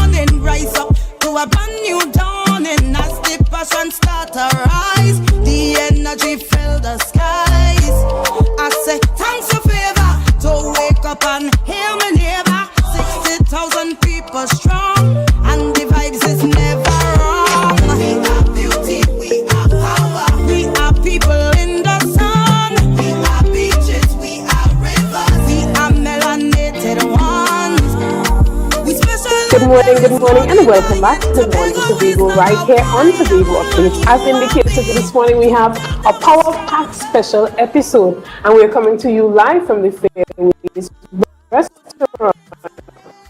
And as we continue this morning's conversation, I'm sitting among some of our top persons here in Tennessee, and I have the extra privilege of having the first ever interview with Ms. as Secretary for Finance and the Bali Chavez Augustine, our Chief Secretary. Good morning, good morning, good morning. Good morning, and good morning to Tobago.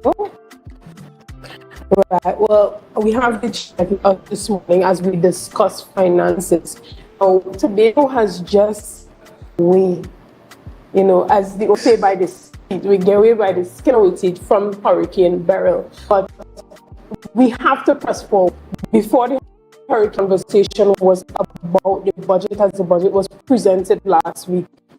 And we are continuing in that very same. I'm going to go with you first as we are discussing your new role, finance sector. For you, what does this mean for you and your to sitting secretary? Thank you for having me this morning. And a privilege to speak to you and Tobago and the world at large on this very elevated appointment. For me, it is a privilege to serve, as I've always willing to stick. But this takes it up a notch, because rather than doing the work, because I was the person who would execute now to set the policy. And I believe I'm best fit because of the fact that culturally, I understand the organization, I understand the people, I understand the needs of the assembly, I understand how the Tobago House of Assembly operates. I've been in spaces among people who, before me, managed the Tobago House of Assembly. And I always thought that there are ways that my style and the things that have worked before can be implemented to make Tobago the greatest little island on it. For my family, you know, when the Chief Secretary, when I was approached, I said, you know, I have to speak to my family first, and I got the support.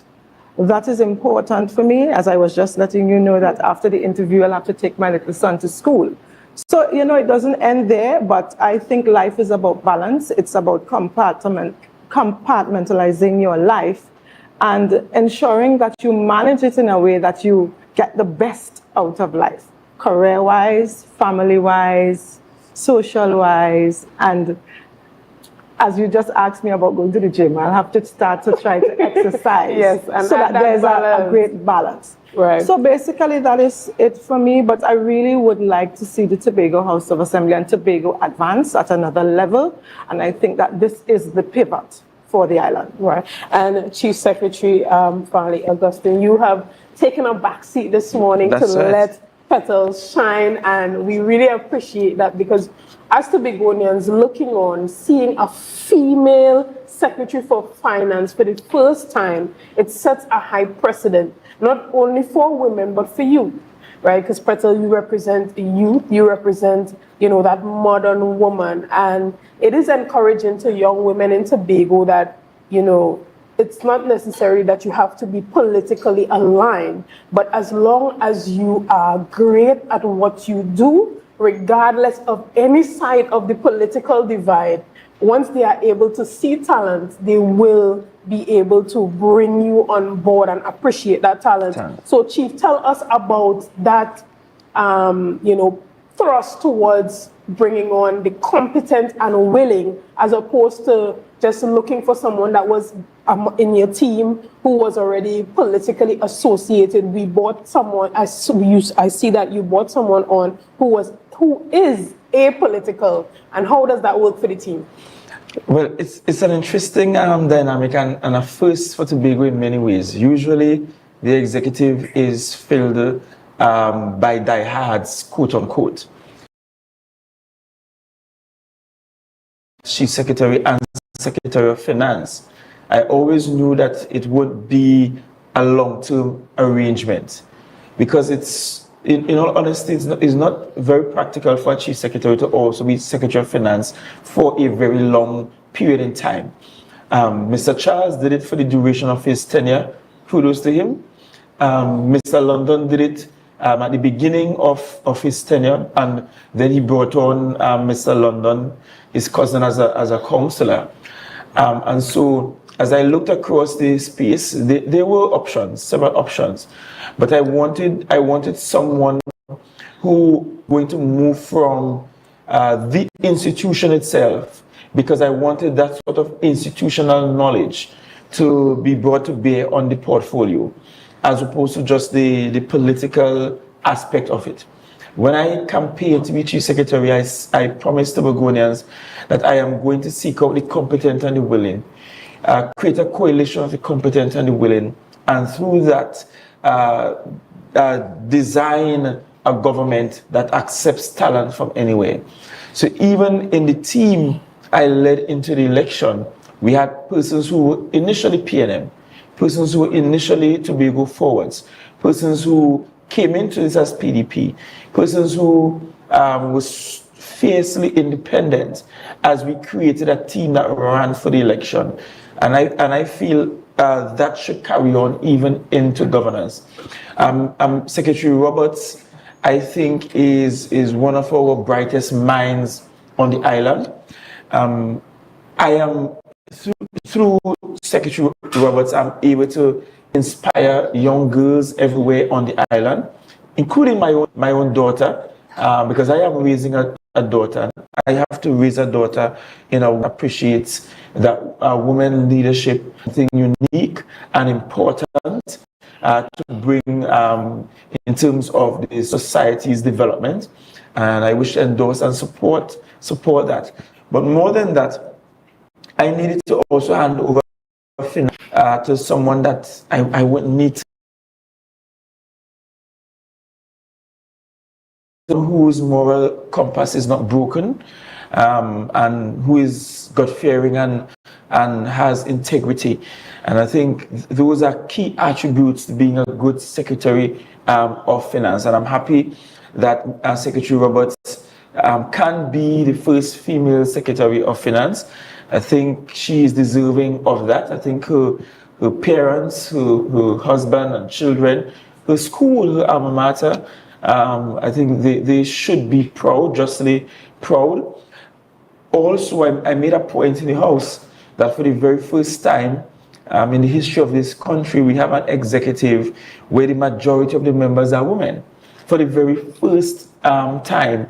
And I think that is a sign of how progressive we are in the TPP, how progressive we are as a government in pushing the envelope and going where others fear to tread, in ensuring that Tobago makes its mark. And I'm happy that Hurricane Beryl did not destroy Tobago. I've seen what it has done to the other islands. I certainly prayed against it, and I'm happy that this is not Secretary Roberts' first activity or line of business. Granted that she has been instrumental even before now in managing the finances around the oil spill cleanup. Most persons wouldn't know that. She was very instrumental in managing that. And just before coming to this position, she was also leading a team that was creating for us a contract registry across the THA, because we very much intend on having online a system where you could just simply plug in the name of any contractor and see what contract the THA would have awarded that person and what's the value and all of that in terms of transparency. And she was the one who also spearheaded the e-tender and EPSIP projects for the Tobago House of Assembly. And you know that by the time we get to the end of July, all of our tendering processes will be electronic and no longer paper-based. That is as a result of the work of our new Secretary of Finance. So she was already heavily involved in helping to shape the fiscal space in Tobago, and now she's able to do so move from an executing position, as she pointed out, to one that can set the policy direction for the entire Tobago House of Assembly to follow. Right, and as we are still in that hurricane season, because Hurricane Beryl is still heading over to Cayman Islands, still heading over to Jamaica. The people want to know, what is Tobago doing currently to assist with our neighbors within the region? Oh, well, later today, post-executive council, we will announce the coordinating team that will coordinate the response. We have Director Stewart, who will lead that coordinating team. And essentially, we are going to corral Tobagonians to give generously to our family in Grenada, in particular Carriacou, Petit-Martinique, and of course out there in St. Vincent through Union Island. I saw where the Prime Minister of Grenada indicated that about 92% of all properties in Carriacou either damaged or completely destroyed. That's a staggering amount for a country that experienced Hurricane Ivan not so long ago. It is a massive setback, and I want Tobagonians to not see themselves as just being lucky. I don't want Tobagonians to see this from an arrogant perspective that God resides here, but I want them to appreciate the mercies of God. I want Tobagonians to appreciate that we might have gotten away this time, but this might just have been dress rehearsal for the next time, and that we ought to remain vigilant. And when we say, look, a hurricane is coming, these are the steps you take, that we ought to be vigilant and adhere to those instructions. We shouldn't be liming and trying to fish out a boat in the day of a hurricane and so on. We should be vigilant and prepared always. So we are going to give back at the Executive Council today. This is our first Exec Council meeting since Beryl passed. So at the Exec Council today, we'll discuss how else we can give. But I wouldn't want to take the liberty of going into great details without having the benefit of the Exec Council's approval policy-wise. That would be improper. But we certainly should give. And I've heard the stories from the elders who have spoken about the fact. I spoke to someone recently and they said, look, right there in Bloody Bay, boats came in with roasted breadfruits from Grenada, post-Hurricane Flora. They just were the first to give, and so Tobagonians feel a sense of gratitude, and they paid it forward, so to speak, and it's time for us to give back to them. So just be on alert, Tobagonians. Listen out for the announcement later today, and let's be willing to give as much as we can to assist our family, and I call them family, not just neighbors, but our family members in Grenada and St. Vincent and the Grenadines. All right, well, you heard it here, guys. You stay tuned. Later today, we're going to hear more about what Tobago is doing to help our neighbors. But before we get into further conversations this morning, let's take a quick break and we'll be back right after this.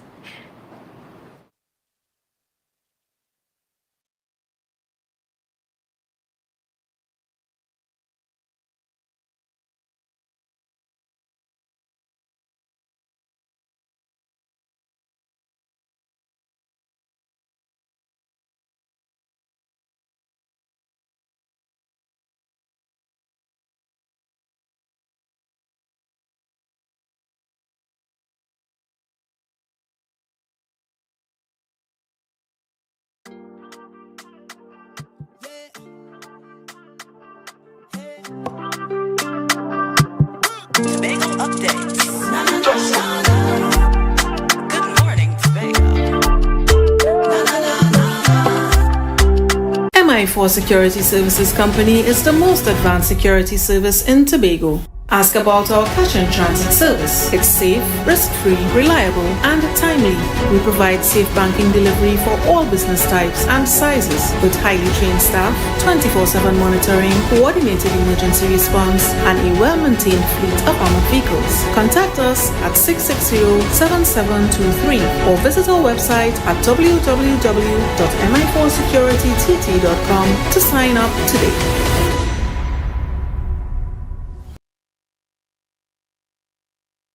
Tobago Tobago Glass Supplies has been a leading name for over 37 years in the glass and aluminum market in Tobago. We provide an extensive range of high-quality, innovative aluminum and glass products for commercial and residential use. Competitive prices with superior and professional services by committed employees who are guided by rigid quality standards. Tobago Glass Supplies specializes in the manufacture and installation of glass and aluminum products that are essential to today's homeowners and the business environment. We are engaged in marketing, sales, and installation of a variety of products. These ranges from windows and doors to necessities such as mirrors for homes and vehicles, designed and manufactured in-house or imported.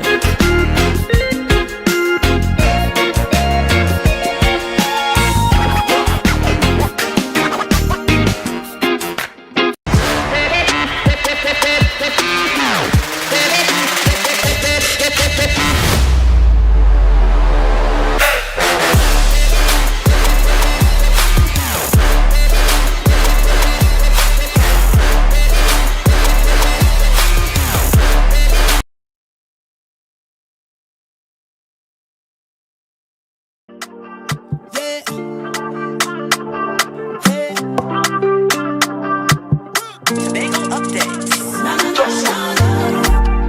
Good morning, Tobago.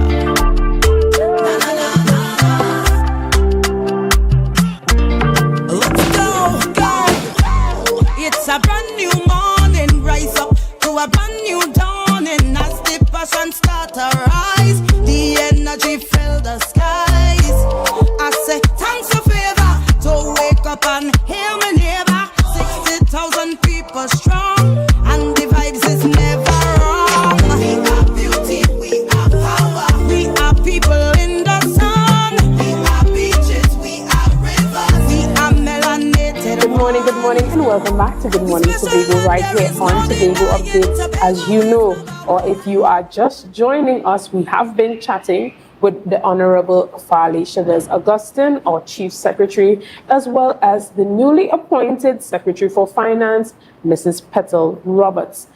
Good morning and welcome back, guys. Before we left off to the break, we were talking about the announcement of exactly what Tobago is going to be doing to help with our neighbors in this hurricane season, especially with Hurricane Beryl just passing through.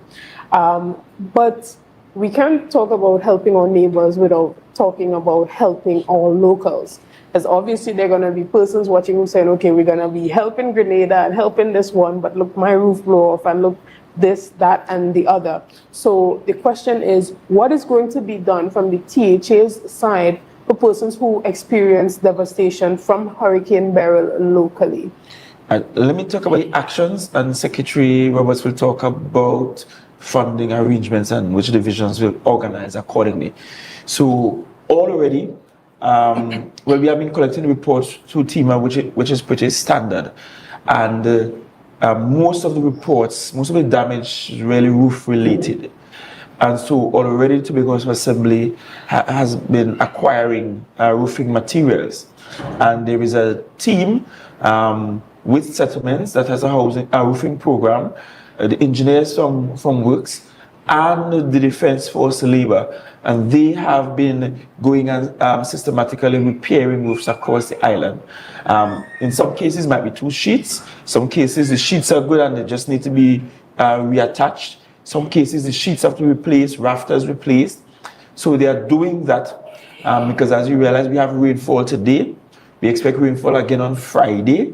We have a weather system that's coming. We're seeing one developing east of us again.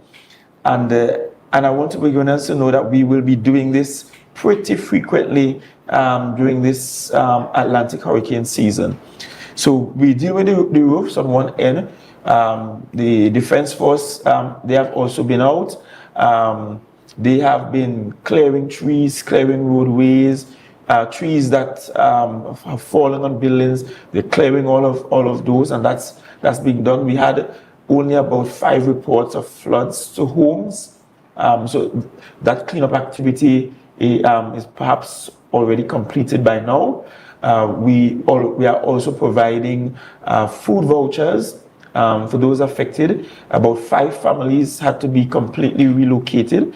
And in those instances, we are covering the rental accommodation for those. The first 72 hours is taken care of by TIMA, and thereafter the Division of Health, through their department, Social Protection Department, they will take over and manage the rent. The rent is up to 3 months in the first instance, but can be extended. And then, of course, that division will provide the food cards to allow persons to purchase grocery stuff for babies, as the case may be.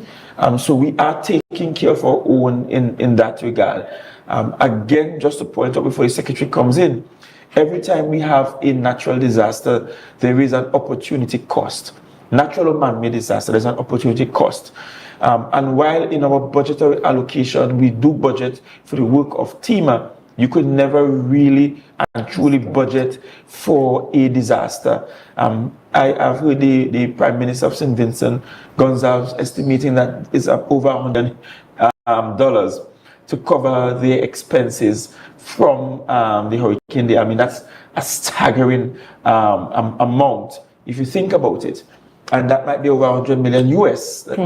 So that's a staggering amount. That's double the THA's capital development budget in a single year. Well, more than that, given that we barely getting 300 million these days in capital development, and the TT dollar against the US kind of weak these days. So there's more than double our capital development budget in a single year.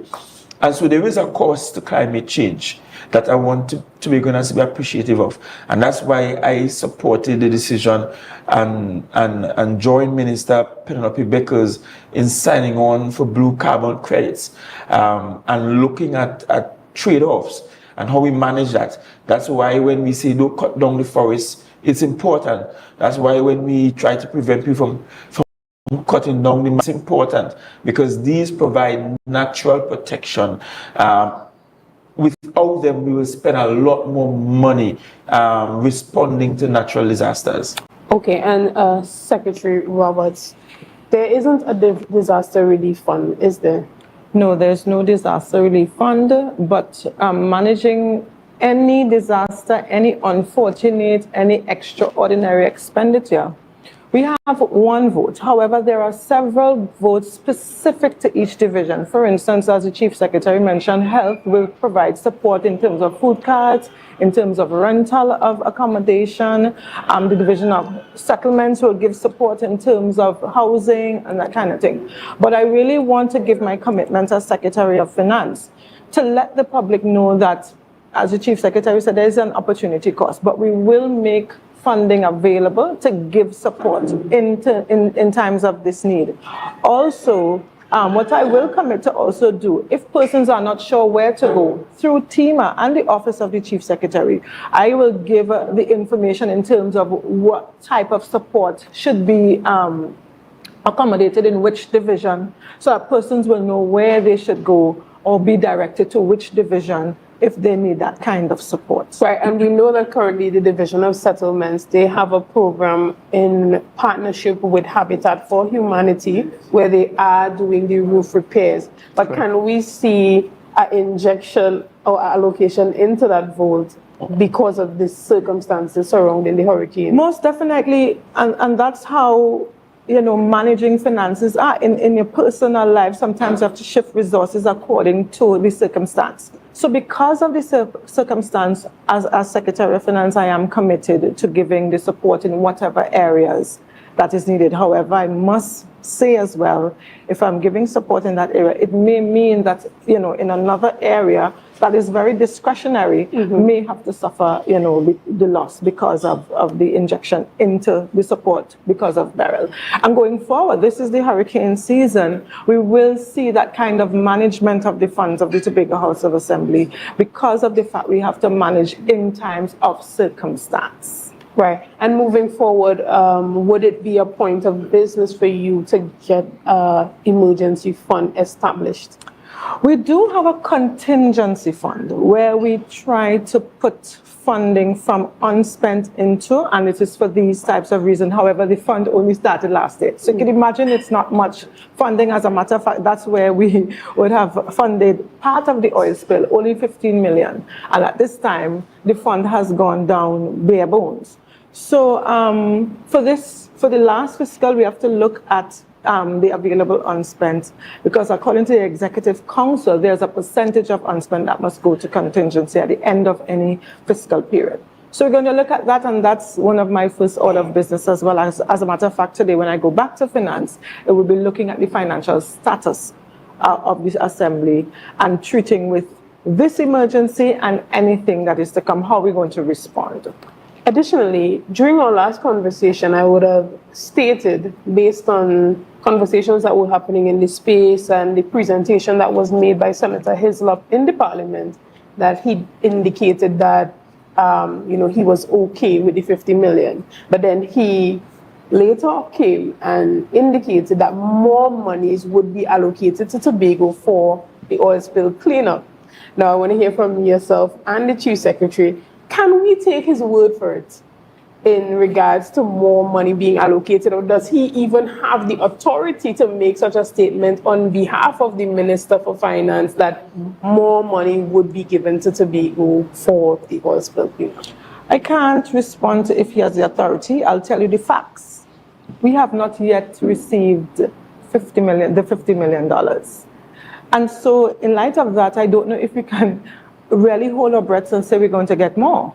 So I don't know if he has the authority. I don't know where he gets his information from. But the fact of the matter is, to Tobago, the THA has not yet received the 50 million. And therefore, I have contractors still, as the Chief Secretary did mention to you, that I managed on the multidisciplinary team, the finances of the oil spill.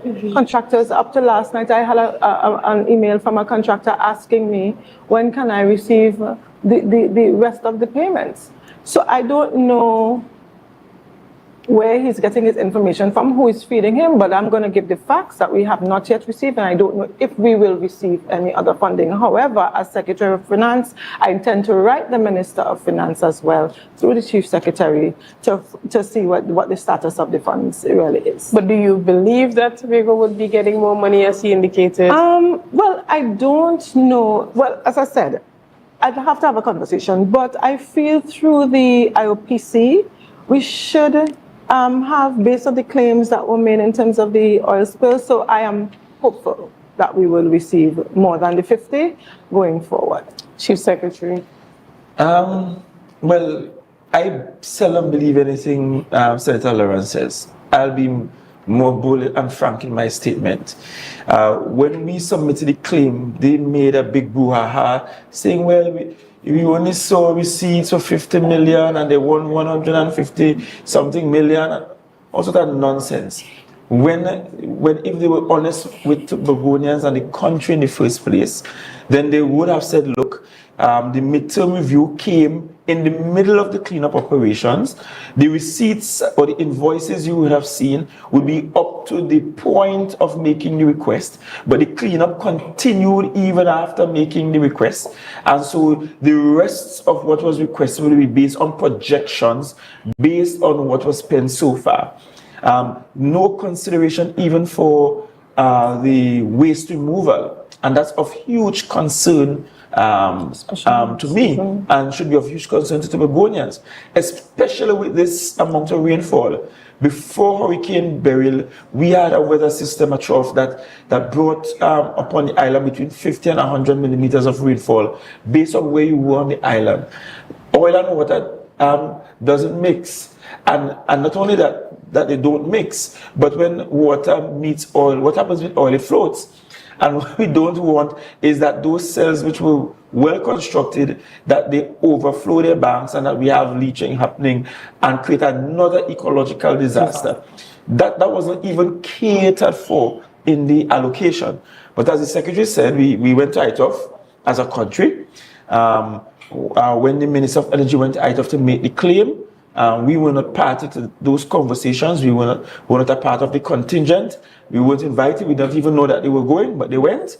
Then a report came with, they came up with a report that we will get somewhere between 20 and 30 million US that they estimate that we will get. Then I saw that they had a meeting in Trinidad to discuss the matter. The THA again was never invited to that meeting. We only saw it in the paper that they met to discuss the claims in Trinidad. We never parted to that conversation.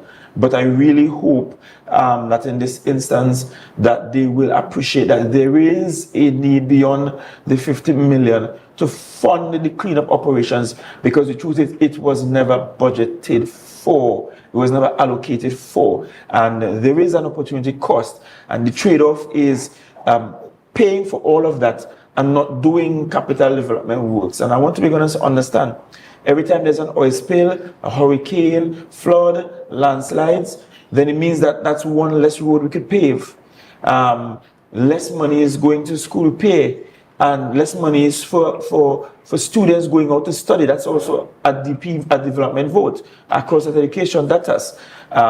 Less money is on building up beach facilities and improving tourism plans, because we now have to shift the monies from where they were originally located to treat with those development items. So that's just something to be understood by all, and for one to appreciate is not different from when you run your household, because as you're managing a household for the year, you didn't plan for piece of roof to blow off, but you had to take the monies that you were going to use to add on a bathroom and now go down by Almando's or Singer or one of those hardware or Dave and Daughters up in Space that and buy some galvanized sheets and maybe some lantern thing, because you just have to. That's just the way the government also runs. That as things happen, is a fluid kind of operation, and as things happen, you have to shift priorities ever so often. And we just do what we have to do and to ensure that Tobagonians keep safe and as comfortable as possible. Right, and you guys have that executive council briefing this evening. Yes, so post-exec council meeting, then we have our briefing. Right. What is the priority moving forward post-hurricane for Tobago? Well, we have a set list of priorities. So coming up, we have school repair. During this July-August period, school is closing on Friday, and then some school repairs will kick in. And of course, given that we have had the single largest spend on school repair for any government in the history of the THA, we feel that in this July-August that we could do away with just simply focusing on what is absolutely necessary to be done in our schools. Secondly, we have some repair works to be done in tourism. The Bloody Bay Beach facility, the Blue Food facility, finishing up on lifeguard boots to be done. We also look at across in food security. They have started the process with the mega farm and with Tari and their vet lab. So those are going to move to the next phase, as well as one fishing depot, the one in Palativia, move to the second phase. Then when we go to health, they are acquiring some imaging machinery, as well as they have already ordered ambulances. So we should see those coming through the system, and Roxbury is moving to 24 hours over the next 2 months in a phase basis, and while they're going through the external checks and so on to ensure that everything is being done as per requirements for accreditation. We also, if we go to works infrastructure, they have already purchased equipment, so those equipment should arrive, and that's the equipment for paving and patching of roads, so those should arrive. And so the patching gangs internally will be able to do a lot of the road repairs themselves instead of having to tender it out for external contracts, which is much more costly. So they will focus on that, and of course the completion of the Dr. Maury Boulevard, which runs through the Friendship Estate down to Crown Point. That should be completed as well before we end the fiscal year. Under the Office of the Chief Secretary, we should see the starting up of the Department of Safety and Security. We have done all the feasibility work. We had former ACP nurse do a wonderful assessment for us in terms of how we can work. I know he's also a lawyer by profession. We look at the legalities around the matter, structure and all of that. So we did all of the groundwork. Now we're looking to get started. And of course, we should completely move into the Hochoy Charles Administrative Complex because some departments are still moving in. Also, the CERT building in Speyside should be handed over to the public in the next couple of months. So quite a number of things are happening priority-wise, even as we are preparing for upcoming storms, because I am certain that many more will pass this way. Hopefully, they won't hit us. And hopefully they won't hit our family members who live next door to us, such as Grenada and St. Vincent and Barbados. But we just have to prepare and expect for that. And as we wrap up this morning, you asked for a particular allocation from the central government in your pre-year budget presentation last week. If we do not get what we asked for this time around, what are the actions that the THA is willing to take? Well, I mean, I think we should pray that we get what we asked for, because I think there's some logic and reasoning behind what we asked for. Just $5.80 out of every $100 spent in the country. That's all we're asking for. But of course, beyond funding the budget from the subvention, we have looked at alternative areas of funding. We know our tax collection island won't get past 300 million. It's just beneath 300 million in terms of tax revenue estimated to be collected. We continue to look at the PPP modality. We also look at privatization of some operations so that the burden is not on the state. Foreign direct investment is now under the Office of the Chief Secretary, and we have already started vigorously trying to get foreign investments and investors into the island. We are going to go about it an orderly manner, so you won't see us just show up with an Indian businessman and say, hey, look, take him. But we are going to be transparent in our processes in how that is done for the island. That too will bring revenue. We continue to hope that we will get the export license for Stolly Park, because that will allow for exporting of the mined material out of Stolly Park, and will see us generate foreign currency, forex, as we see with Capital of Paradise, for example. TATCO should be moving to the next phase and coming closer to me making a profit, or at least breaking even. So that is also in line for fiscal 2025. So I think fiscal 2025 promises to be even better than fiscal 2024. Definitely. We saw that we were able to realize a 1% growth over the last financial year to this year. And it took us a lot to get to that point. And I think in the next fiscal, we could see our growth rates increase. And that's notwithstanding the fact that when we look at the data, Trinidad and Tobago has had the lowest growth rate in the Caribbean region. In other words, we have performed the least among our brethren in the Caribbean region in terms of our economy. But notwithstanding that, I could see us growth projection for growth. The IMF and the World Bank, they continue to be concerned about our forex situation, the management of our national debt, because our debt to income ratio, that's looking less and less favorable year upon year, especially with decrease in oil and gas revenues. And our production levels have been down, especially where oil production is concerned. So that is a concern. We have not moved as quickly as we ought to in terms of diversifying the country's economy. So notwithstanding all of that that's happening at the macro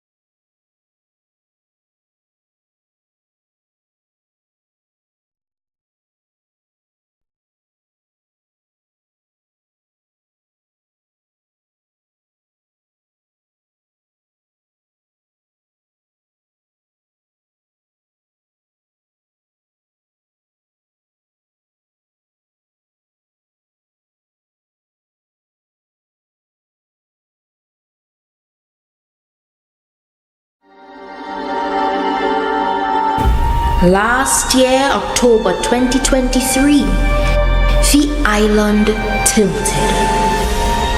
The peaceful bliss of sea, sun, and sand was transcended as we took to the streets to revel in paradise.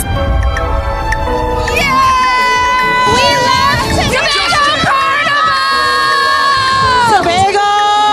It's such a nice place! Tobago Carnival, we're right here. We're not leave it till we go right down. It's the greatest, it's the best, it's safe, and it's beautiful. I love Tobago, baby. Coming back next year. Hey!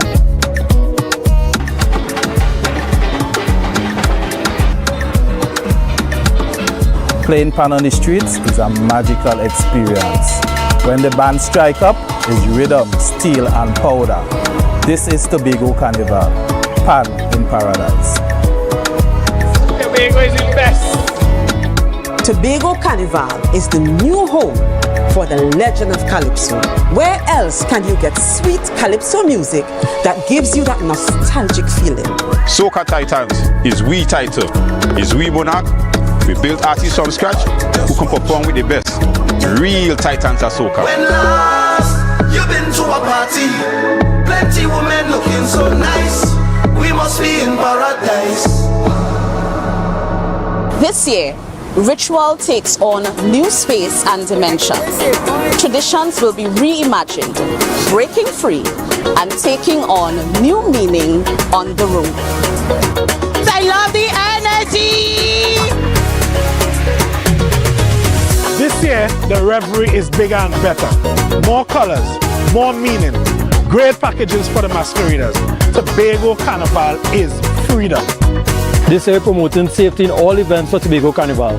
This year promoting whining, not minding people business. This year promoting clean fun, security and freedom.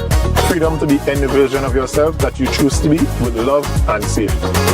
Here, you have permission to be you, uninhibited and free. So what you waiting on?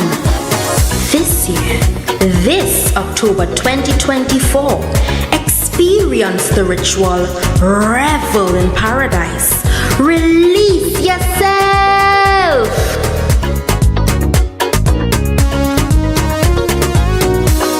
From the greatest little island on the planet, this is the Tobago Carnival 2024. Every time, every single time.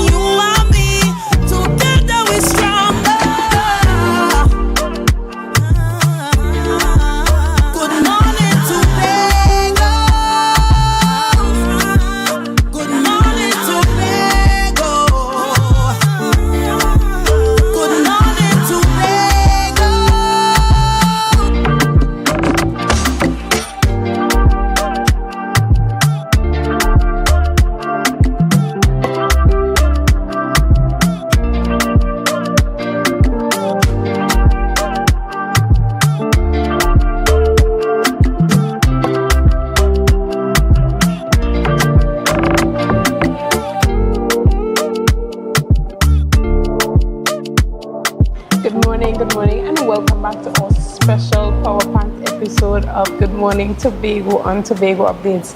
As you may know by now, you are joining us and we are joining you from the Fairways Restaurant. And as we continue with this morning's conversations, I have the privilege of speaking with Mr. Brian Williams, who is the head of the Tobago Wasa region. Good morning, Mr. Williams, and welcome. Thank you so much, Chanel. Good morning to you, to your team, Fairways, Tobago, Trinidad and Tobago, and the wider world who is tuned in. Right, it's always a pleasure to sit with you. You know, there's a saying, when rain falls and people are crying, Wasa men are smiling. Is that true? And because last time we had the conversation, we were talking about how low our water reserves were here in Tobago. And after Hurricane Beryl, can Wasa men truly smile? Well, if you notice, I have been smiling since I walked in, and my smile continues. And before we get into the reason for the smile, I wanted to just take this moment to say a thank you to the entire Tobago and the rest of the people who would have been praying for us to get to the other side of this thing safely. And through your prayers and intercessions, we were able to get to the other side without incident, and I thank you for it. I would also like to thank a lot of work was put in on the ground in the run-up, during, and even in the aftermath of the event by Team Wasa, which included not just the Tobago people, but the board and the executive. We had a number of interactions before, during, and even after. And coming out of it, we were able to do a very thorough and comprehensive gap analysis to ensure that in the event, because as the Chief Secretary said, who was here earlier, we are on the edge, we are in the hurricane season, and there is a possibility that we will face very many more. The gap analysis has allowed us to ensure that we could plug the necessary holes to ensure that we are even more prepared than we were last time. Back to my smile.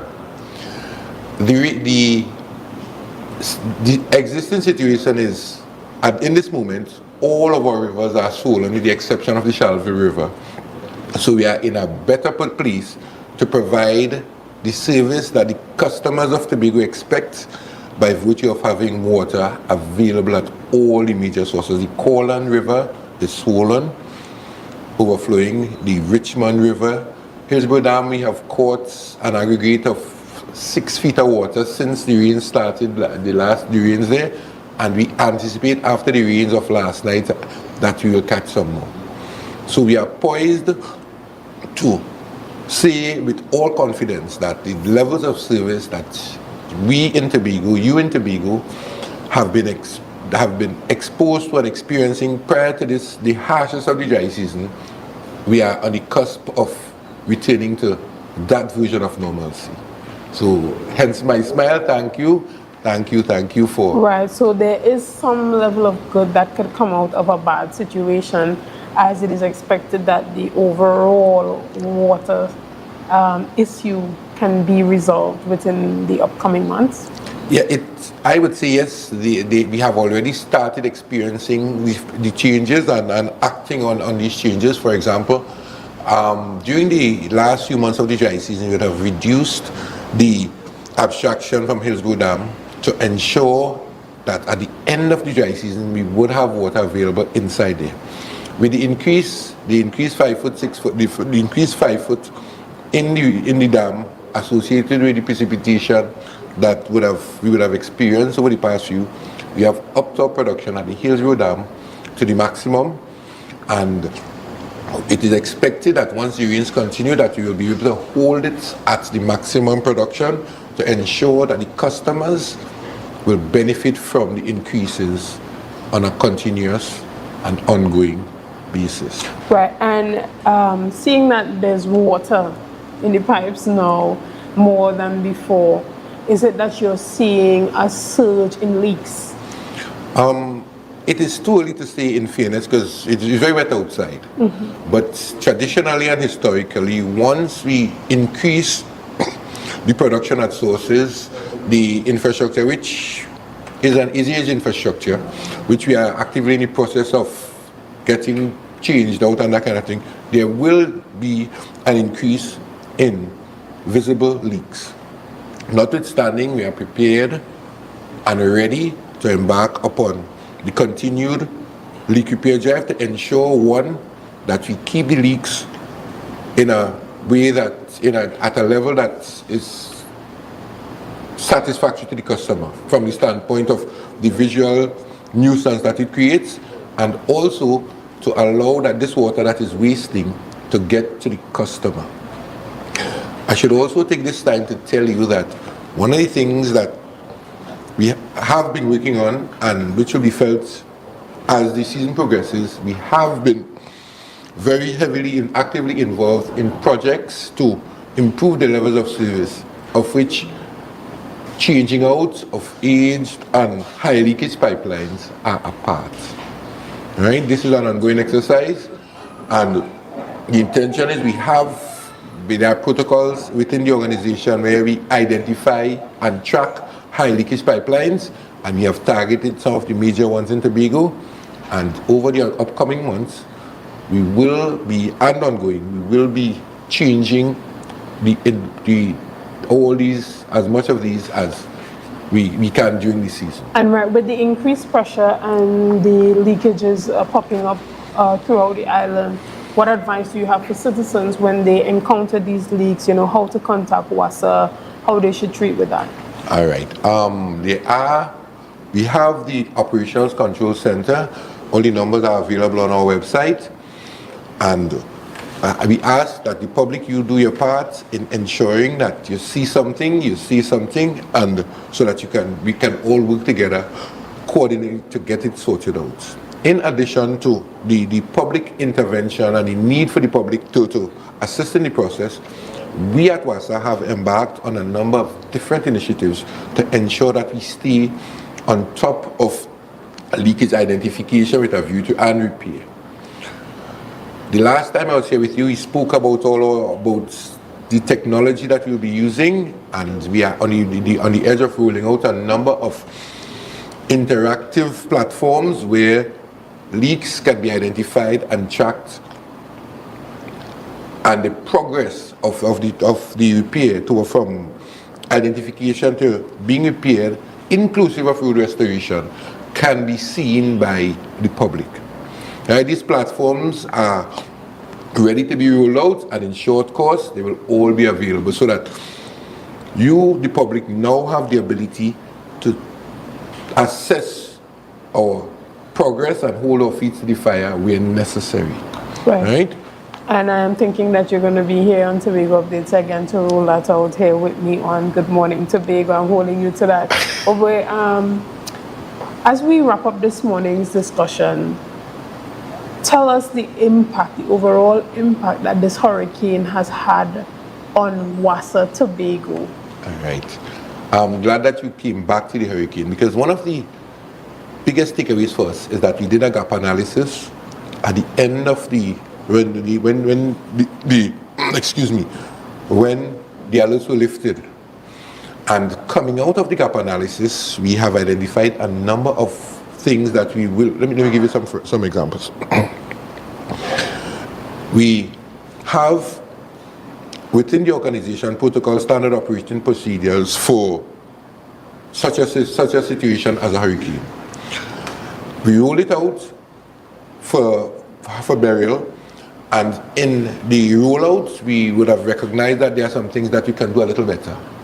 For example, one of the challenges that we had was the inaccessibility of the public and maybe repair and maintenance and emergency people to some of the places by virtue of the location. For example, the Hillsborough Dam. In attempting to mitigate against things like this, we have amended, we looked at all these different challenges, and we have amended, or we are in the process of plugging these gaps. Because we are in the midst of a hurricane season, and burial is the second. AB, they are normally alphabetic, if I'm not mistaken. So what this has done, it has forced us, or maybe force might not be the right word, in attempting to be the best version of ourselves in treating with the challenges associated with a continuous and reliable supply before, during, and after such an event. We have We are in the process. We have amended our hurricane protocols, and we are in the process of rolling them out. We had some challenges, for example, with standby power, because Tiantec, by virtue of the inaccessibility of some of these places, we had some challenges with, for example, power. We have been working on ensuring that we have standby power to allow us to go through these periods prior to this, and the situation showed, and the associated gap analysis showed, that this is an area which we have to tighten up on, which we are in this moment working very hard to ensure that we can guarantee some continuity, inclusive of the things that prior to this, that we were not on top of, for example, the power requirements that we are, because we are working very hard at ensuring that all these gaps are plugged, to ensure that in the event of when the other one rolls in, God forbid, but it's a reality we have to face, that we are better prepared and ready to speak to it. Right?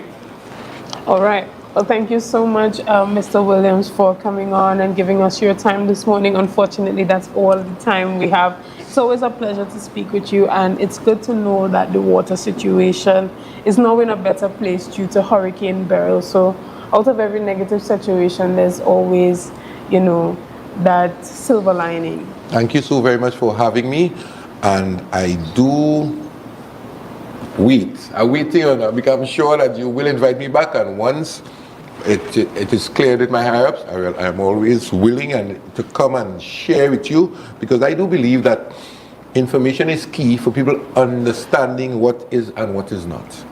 And the good thing about social media now is that a lot of the stuff that is said here can be checked in real time. So I say, listen here, water in Crown Point, somebody check and send it. So what it does, it also allows John Public and the media houses, while you're sharing our situation, to keep us honest, keep our feet held to the fire, to ensure that we give you a true and correct expression of what the situation is and what the challenges are.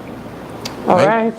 So again, thank you so much, Mr. Williams. Guys, we're going to wrap up here. And again, I want to thank you for sticking with us this morning in our special extended version of Good Morning Tobago as we sit here at the Fairways Restaurant. Guys, we thank you again for sharing, liking, and commenting.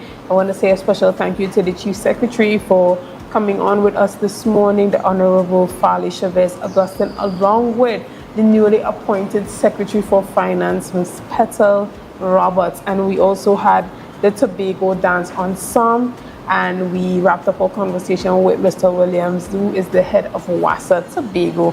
And again, I want to thank you for sticking with us this morning. Have a great day.